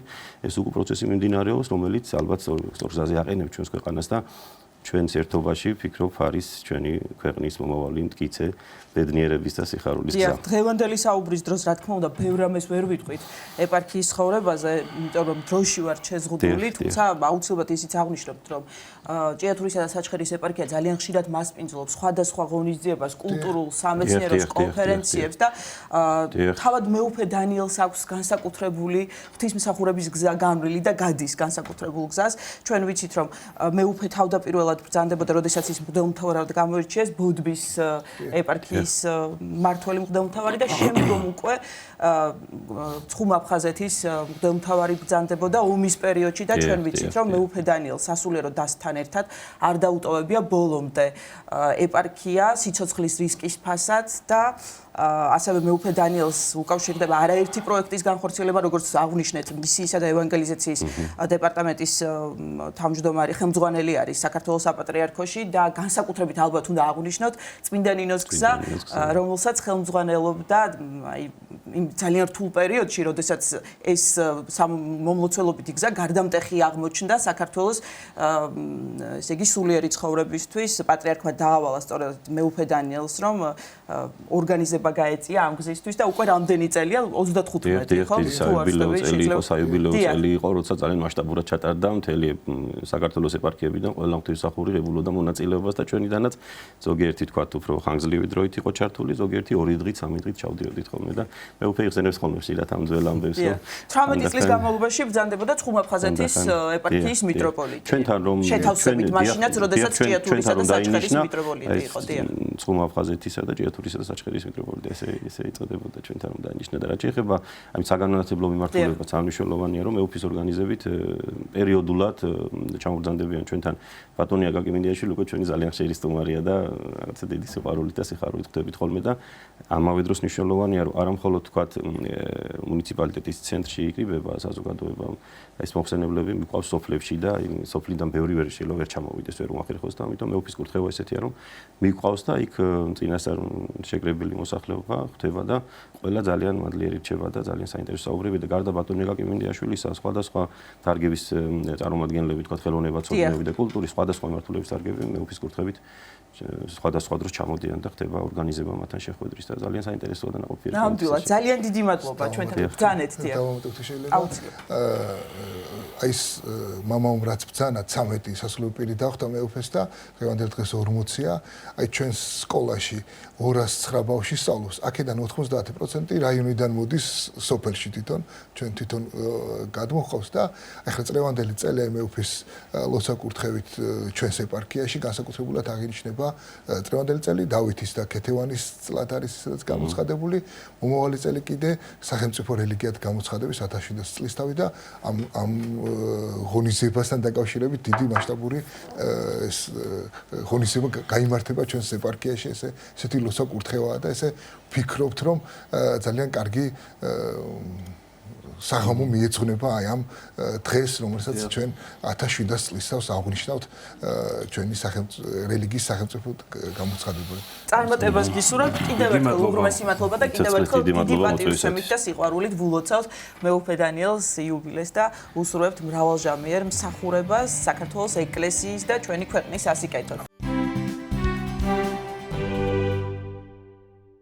30-31 მაისს გაიმართა ნიკეის პირველი მსოფლიო საეკლესიო კრების 1700 წლისთავისადმი მიძღვნილი საერთაშორისო სამეცნიერო კონფერენცია სახელწოდებით პრიმატობისა და სინოდალობის საკითხი და პირველი მსოფლიო საეკლესიო კრება.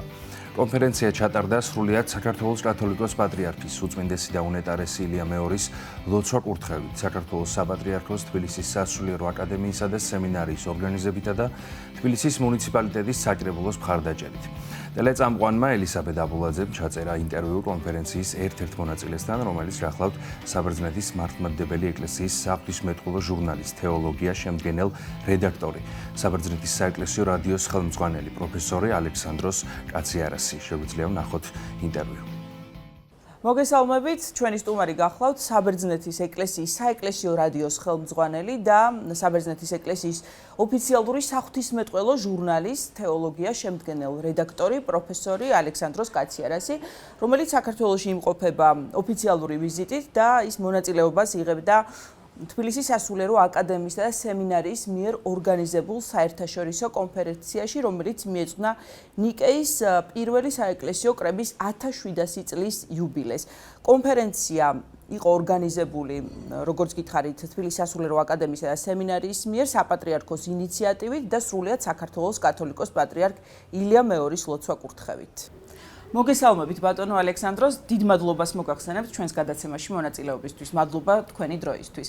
ჩვენ ვიცით, რომ თქვენ თბილისში იმყოფებით თბილისის სასულიერო აკადემიისა და სემინარიის რექტორის პროტოპრესვიტერ გიორგი ზვიადაძის მოწვევით და მონაწილეობდით საერთაშორისო კონფერენციაში, რომელიც სრულიად საქართველოს კათოლიკოს პატრიარქის ლოცვა-კურთხევით გაიმართა და ასევე გაიმართა საქართველოს საპატრიარქოს ინიციატივით. მისასალმებელი სიტყვით მიმართეთ პირველ დღეს, გახსნის დღეს დამსწრე აუდიტორიას და მინდა გთხოვოთ, რომ გაგვიზიაროთ თქვენი შთაბეჭდილება ამ კონფერენციასთან დაკავშირებით და ზოგადად გვესაუბროთ აღნიშნული კონფერენციის მნიშვნელობაზეც.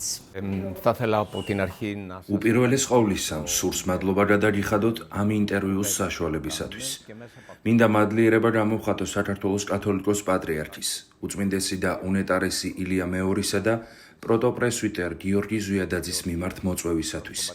მიმაჩნია, რომ ძალიან მნიშვნელოვანია ასეთი შეხვედრები, ვინაიდან თითოეული ასეთი შეხვედრის დატვირთვაა, რომ სასულიერო პირები და მეცნიერები შეხვდნენ ერთმანეთს და განიხილონ მნიშვნელოვანი საკითხები. ასეთივე გახლდათ ეს კონფერენციაც, რომლის თემასაც პირველი მსოფლიო კრებისა და მართლმადიდებელი ეკლესიისათვის მისი მნიშვნელობის გახსენება წარმოადგენდა. მიმაჩნია, რომ მსგავსი სამეცნიერო ღონისძიებები ძალიან დიდ როლს თამაშობს კავშირების დამყარების თვალსაზრისითაც, როგორც კონფერენციის მონაწილეებს, ასევე იმ ეკლესიებს შორისაც, საიდანაც ისინი არიან წარმოგზავნილნი. ბატონო ალექსანდროს, როგორც ვიცით, თქვენ შეხვდით ასევე თბილისის სასულიერო აკადემიისა და სემინარიის სტუდენტებსაც, მათ წაუკითხეთ ლექცია და მათგან მოისმინეთ საინტერესო შეკითხვებიც ასევე. მინდა გთხოვოთ, რომ გაგვიზიაროთ თქვენი შთაბეჭდილება იმ გარემოზე, რაც დაგვხვდათ ამ უმაღლეს საღვთისმეტყველო სასწავლებელში, თბილისის სასულიერო აკადემიასა და სემინარიაში და იმ სამეცნიერო პროცესებს, რომელიც მიმდინარეობს ამ სასწავლებელში. ეს შეკითხვა საშუალებას მაძლევს, რომ ვისაუბრო იმ გამოცდილებაზე, რომელიც აკადემია სემინარიაში საღვთისმეტყველო სასწავლებელში მქონდა. ძალიან საინტერესო შეხვედრა მქონდა ამ სასწავლებლის სტუდენტებთან. ვისაუბრეთ იმაზე, თუ რა არის ეკლესია და რას წარმოადგენს მისი მისია და მისი ბუნება იმ რთულ ეპოქაში, რომელშიც ჩვენ ვართ და ზოგადად ახალ ეპოქებში ძველთან მიმართებით. ვინაიდან სამყარო იცვლება და არაფერია თავისთავადი მოცემულობა. რისი აღნიშვნაც მინდა არის ის, რომ სტუდენტების სახეებზე მე ძალიან დადებითი განწყობა ამოვიკითხე და შევნიშნე მათი ინტერესი, რომ დაესვათ შეკითხვები და გვესაუბრა იმ თემაზე, რომელიც ძალიან მოკლედ გავშალე. მიმაჩნია, რომ საღვთისმეტყველოს სასწავლებლების როლი ძალიან დიდია, არა მხოლოდ ეკლესიის ცხოვრებაში, არამედ ზოგადად. გონია, რომ თეოლოგია ძალიან მნიშვნელოვანი რამაა. იგი ქმნის კულტურას. ეს შეგვიძლია ხალხების ისტორიაშიც ვნახოთ. თუ სხვადასხვა ხალხების რელიგიებს გავიხსენებთ და მათ ერთმანეთს შევადარებთ, ვნახავთ, რომ მართლმადიდებელი ღვთისმეტყველების მიერ შექმნილი კულტურა ძალიან განსხვავდება სხვა რელიგიების მიერ შექმნილი კულტურებისაგან. შედეგად ძალიან მნიშვნელოვანია, რომ ხელი შევუწყოთ თეოლოგიას, ვინაიდან სწორედ თეოლოგიის საფუძველზე გვაქვს შექმნილი ის კრიტერიუმები, რომლებითაც შეგვიძლია, რომ თანამედროვე პრობლემებს ვუპასუხოთ. მართლმადიდებელ თეოლოგიას ძალიან დიდი ძალა აქვს და მიმაჩნია, რომ მას აქვს შესაძლებლობა ძალიან დამაჯერებლად უპასუხოს ადამიანთა თანამედროვე პრობლემებს.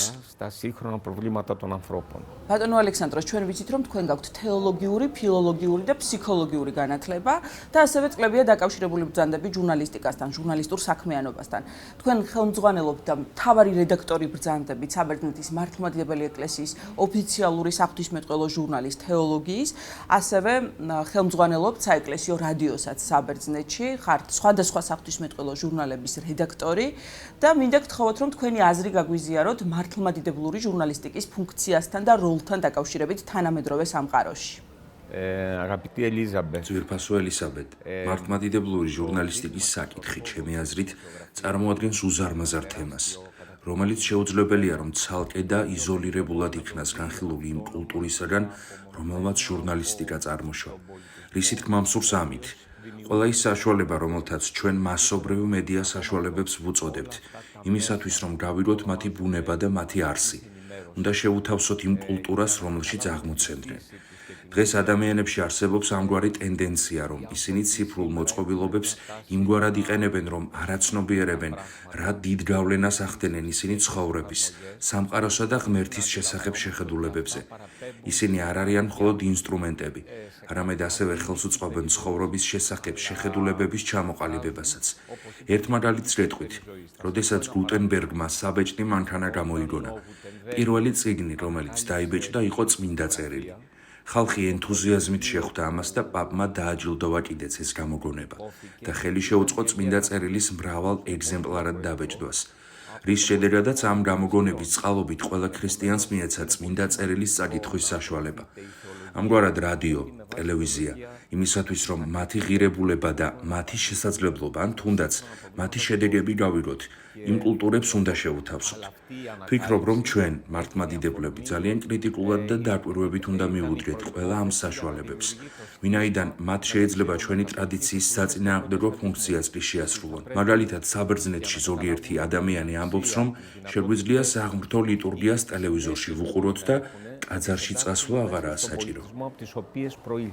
ბატონო ალექსანდროს, თქვენ საუბრობდით ახლა სწორედ მართლმადიდებლური ჟურნალისტიკის მნიშვნელობაზე და იმაზეც, რომ თქვათ მედია საშუალებები შეიძლება იყოს გამოყენებული როგორც ეკლესიის სასიკეთოდ, ასევე საწინააღმდეგოდ და ჟურნალი, რომლის რედაქტორიც, შემდგენელი რედაქტორიც თქვენ ბრძანდებით და რომელსაც აქვს 100 წელზე მეტი ისტორია, უკვე 100 წლის იუბილე აღინიშნა ცოტა ხნის წინ, ვიცით, თეოლოგია არის მაგალითი სწორედ იმისა, რომ სასიკეთოდ არის გამოყენებული მედია საშუალება, ამ შემთხვევაში კონკრეტული ჟურნალი ეკლესიისთვის და თეოლოგიისთვის და ასევე მინდა აღვნიშნო, რომ საგანგებოდ გამოითქვა მადლიერება ჟურნალ თეოლოგიის მისამართით თბილისის სასულიერო აკადემიისა და სემინარიის მიერ ორგანიზებულ კონფერენციაზე და აღინიშნა, რომ მაშინ, როდესაც საქართველოს ეკლესია და ჩვენი უწმინდესი და უნეტარესი პატრიარქი, სრულიად საქართველოს კათოლიკოს პატრიარქი ილიამ მეორე იღწოდა საქართველოს ეკლესიის ავტოკეფალიის აღიარებისთვის, სწორედ ჟურნალმა თეოლოგია აღმოუჩინა ძალიან დიდი მხარდაჭერა საქართველოს ეკლესიას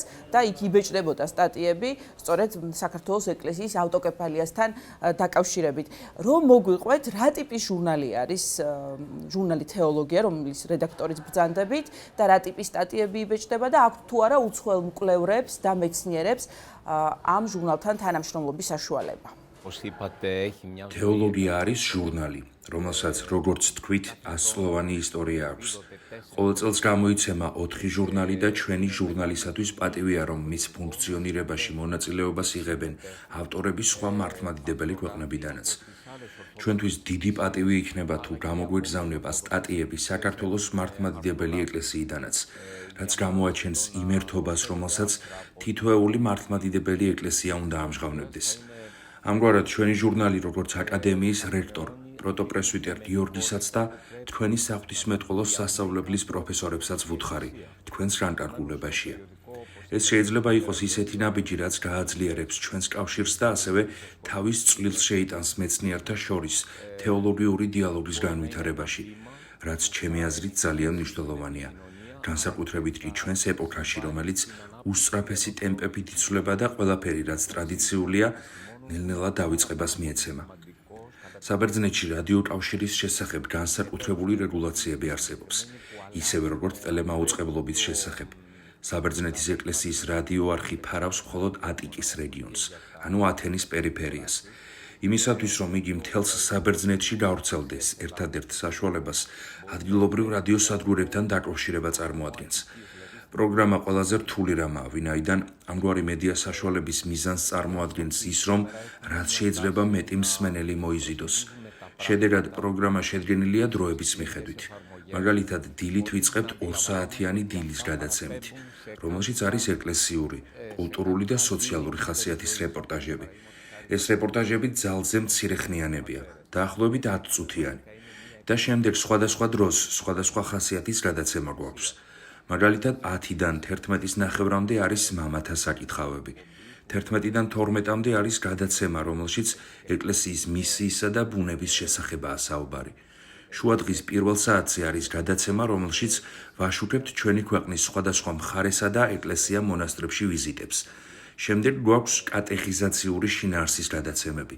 იქ ვსაუბრობთ ეკლესიის საიდუმლოებების შესახებ, შემდეგაა გადაცემები სხვა ეკლესიების შესახებ.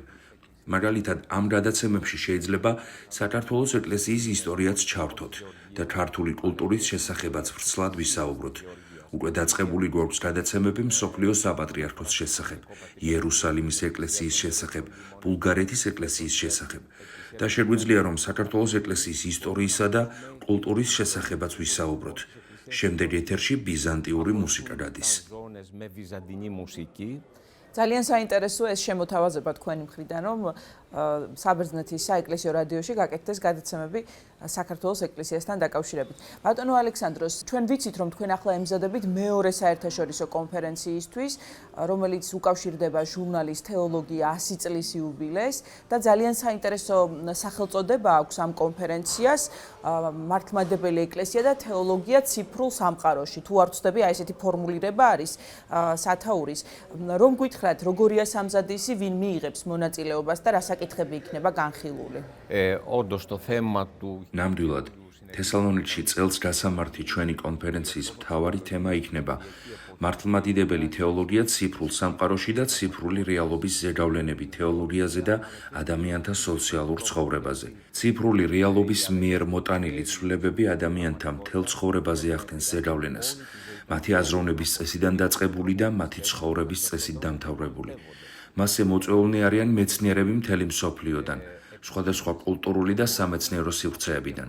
ასევე მოწვეული გვყავს მსოფლიოს საპატრიარქოც, რუმინეთის, სერბეთის, ბულგარეთისა და ალბანეთის ეკლესიები, რომლებიც ჩვენი მეზობლები არიან და მოხსენებებს თავად პატრიარქები წაიკითხავენ. ასევე დღეს ჩამოვიტანეთ ოფიციალური მოსაწვევი საქართველოს მართლმადიდებელი ეკლესიისთვისაც, რათა საქართველოს ეკლესიამაც მიიღოს მასში მონაწილეობა ამ კონფერენციაში, როგორც ათენის კონფერენციაში მიიღო მონაწილეობა წარმომადგენლებისა და ეპისკოპოსების მეშვეობით.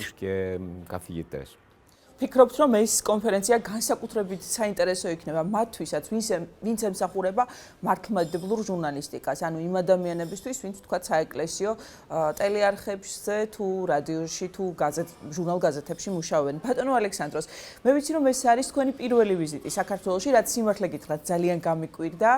რატოღაც მეგონა, რომ აქამდეც ბრძანდებოდით ნამყოფი ჩვენს ქვეყანაში. 3 დღეა, რაც ჩვენი სტუმარი ხართ და ალბათ ამ მცირე დროში ძნელია შთაბეჭდილება შექმნოდათ, მაინც მინდა გკითხოთ, რომ აი გაგვიზიაროთ თქვენი განწყობა შთაბეჭდილება ჩვენს ქვეყანასთან დაკავშირებით და თქვათ კიდევ ერთხელ აი შემაჯამებლად კონფერენციის მნიშვნელობაზეც რომ გითხრათ, რომელშიც მონაწილეობდით. გაოცებული ვარ საქართველოში. ჩემი ოცნება იყო, რომ რეალურად მენახა ის, რაც ფოტოებში მქონდა ნანახი. ყოველთვის ვჯეროდა და წარმოვიდგენდი, რომ შესანიშნავი და უნიკალური ადგილი იქნებოდა. მსოფლიოს მრავალ ქვეყანაში ვარ ნამყოფი, თუმცა დიდი ხანია ასე არაფერს რა ვუოცები ვარ, როგორც თბილისის ნახვას. მოხარული ვარ თქვენი სტუმართმოყვარეობით, ადამიანთა გახსნილობით.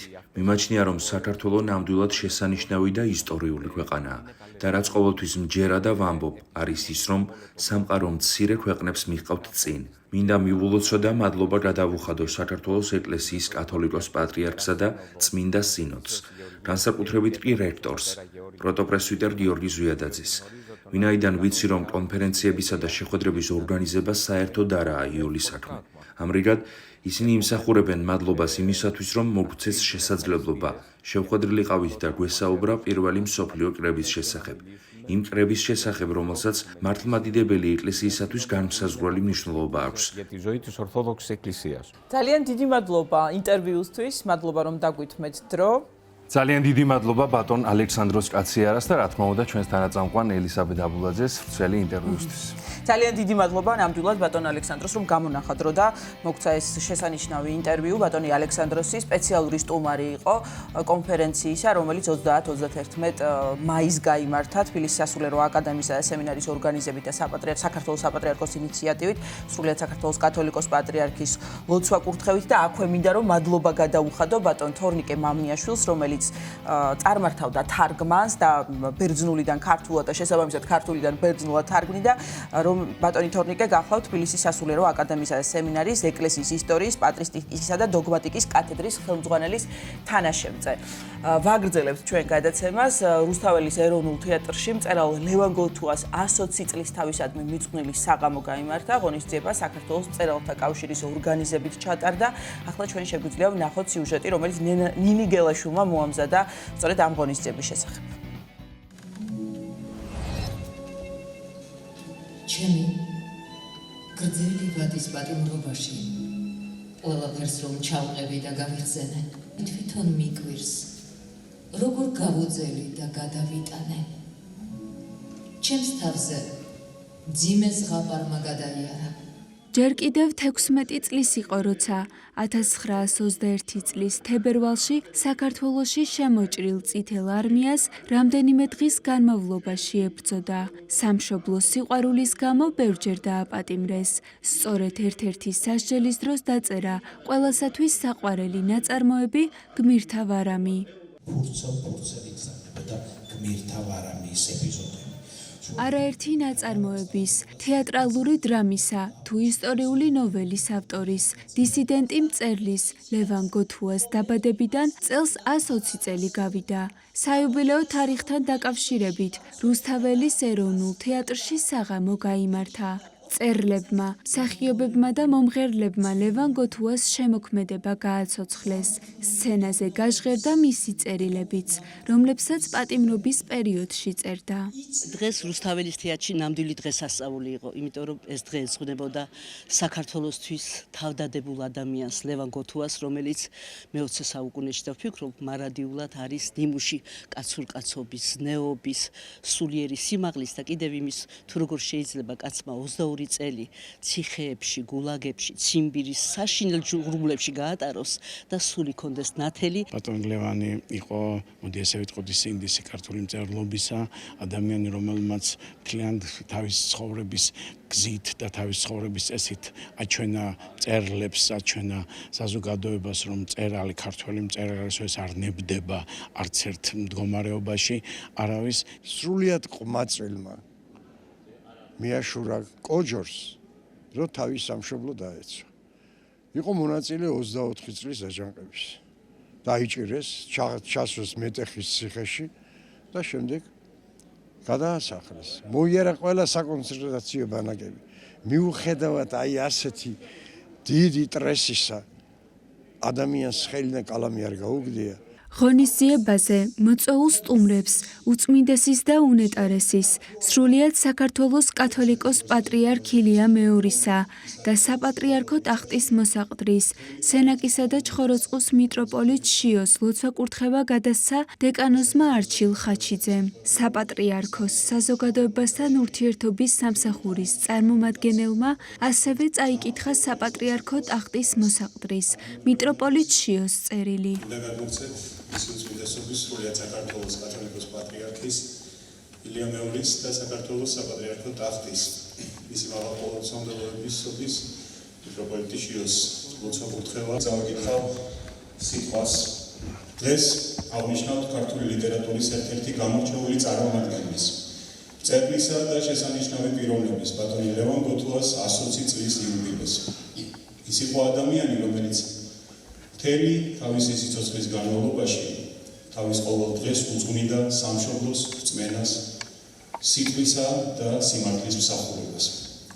ლევან გოთუა არ ყოფილა მხოლოდ გამორჩეული მწერალი, ის იყო ჭეშმარიტი მოქალაქე და მებრძოლი თავისი ქვეყნის სულიერი თავისუფლებისათვის.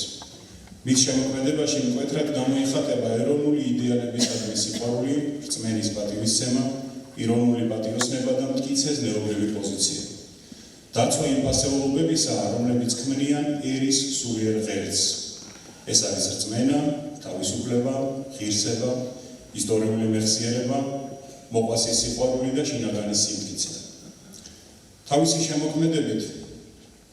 შემოქმედებაში გაწოცხლებული ეროვნული გმირებით მან ადამიანის უმთავრესი დანიშნულება დაანახა. გვასწავლა, რომ დამოუკიდებლობა უპირველესად რწმენით, კულტურითა და მორალური სიმტკიცით შეიძლება შევინარჩუნოთ. ერმა უნდა იარსებოს წარსულის პატივისცემითა და მომავლის რწმენით. ვინც საკუთარ წარსულს შეურაცხყოფს, მომავალშიც ვერ იქნება იგი ღირსეულად. სადაც ციტატა სრულებიდან კიდევ ერთხელ დავით აღმაშენებელი. მისი ღვაწლი არ შემოიფარგლება მხოლოდ ლიტერატურით. მოგეხსენებათ, ის იყო 1920-იანი წლების ეროვნულ განმათავისუფლებელი მოძრაობის თვალსაჩინო წარმომადგენელი. საბჭოთა რეჟიმის პირობებში 20 წელზე მეტი გაატარა გადასახლებებში და ამის მიუხედავად არ შეუშინდა სიტყვის წარმოთქმას, მაშინ, როცა დუმილი ითვლებოდა უსაფრთხოებად. მან მთელი გულით დაიცვა ქართული ენა, ეკლესია, კულტურული მემკვიდრეობა და სულიერი თავისუფლება. მისი ინტერვიუდან ერთ-ერთ ამონარიდში იგი ბრძანებს, თავისუფლება იკიწყება, სადაც ადამიანი ირჩევს სიმართლეს არა შიშით, არამედ რწმენით. ამიტომ მისი მოღვაწეობა სცილდება მხოლოდ ლიტერატურის ფარგლებს. იგი იყო მაგალითი იმისა, თუ როგორ შეიძლება მწერლობა მიკისროს ქვეყნისადმი მსახურება. მისი სიტყვა დღემდე რჩება გზამკვლევად იმ თაობებისათვის, რომლებიც ეძებენ საყრდენს, არა მხოლოდ ლიტერატურაში, არამედ ადამიანში და საკუთარ თავში. დღეს, როდესაც ვიხსენებთ ბატონ ლევანს და მის ცხოვრებას, მის შემოქმედებას, იმავდროულად ვიხსენებთ ადამიანს, ვინც გვასწავლა, რომ მწერლობა მხოლოდ ესთეტიკა არ არის. მწერლობა ერისა და პიროვნების ზნეობრივი სარკეა. უპირველესად კი რწმენის, სამშობლოს, მოყვასისა და სიმართლის მსახურებაა. დამოუკიდებლობა კი იწყება სწორედ იმ ფასეულობების დაცვით, მათი პატივისცემითა და გაუტეხელი სულიერი სიმტკიცით. აღვავლენთ ლოცვებს ბატონი ლევანის უკვდავის სულისათვის. უფალმა სავანესა მართალთასა დააწესოს იგი, ხოლო მის ყველა ახლობელს მიანიჭოს მშვიდობა და ქრისტეს მიერი სიყვარული. ასეთი კაცი ყველა ოჯახის სტუმარი უნდა იყოს დღეს ეს სიგნი. ეს მარტო გმირთა ვარამი არაა. ეს არის ქვეყნის ვარამი.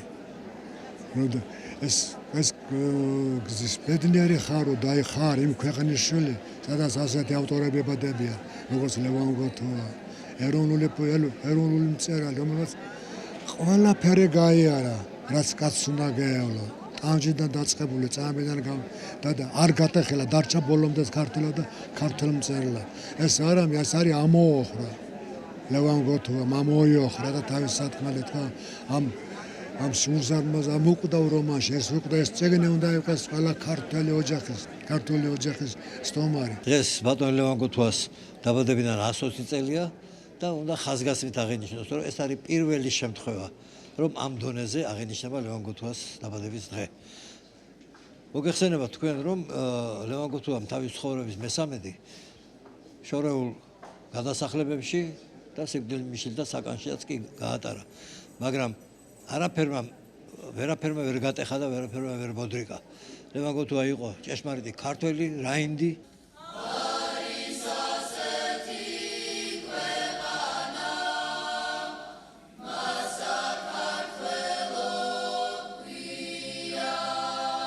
საღამოზე მუსიკალური ნომერი შეასრულა სრულიად საქართველოს კათოლიკოს პატრიარქის ნათლულთა გუნდმა.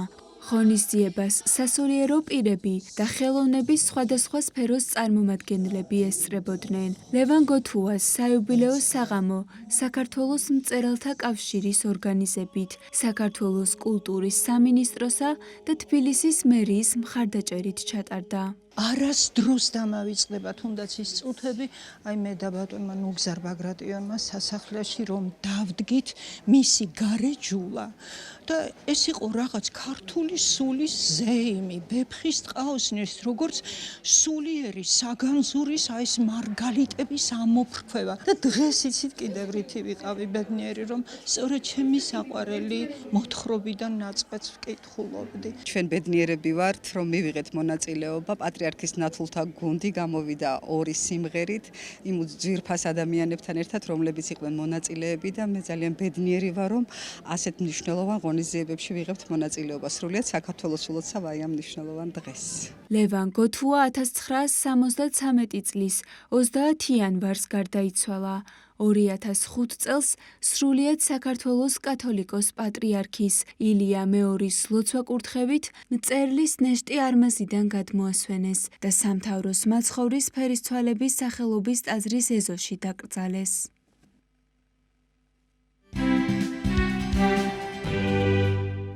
მადლობა ჩვენ ჟურნალისტ ნინი გელაშვილს მომზადებული სიუჟეტისთვის. ელისაბედ აბულაძე და რეგინა მსიწვერიძე უძღვებოდით თქვენთვის დღევანდელ გადაცემას. მშვიდობიან და ბედნიერ დღესთვის სურვებთ. მადლობა თქვენ რომ გვიყურეთ ბედნიერად.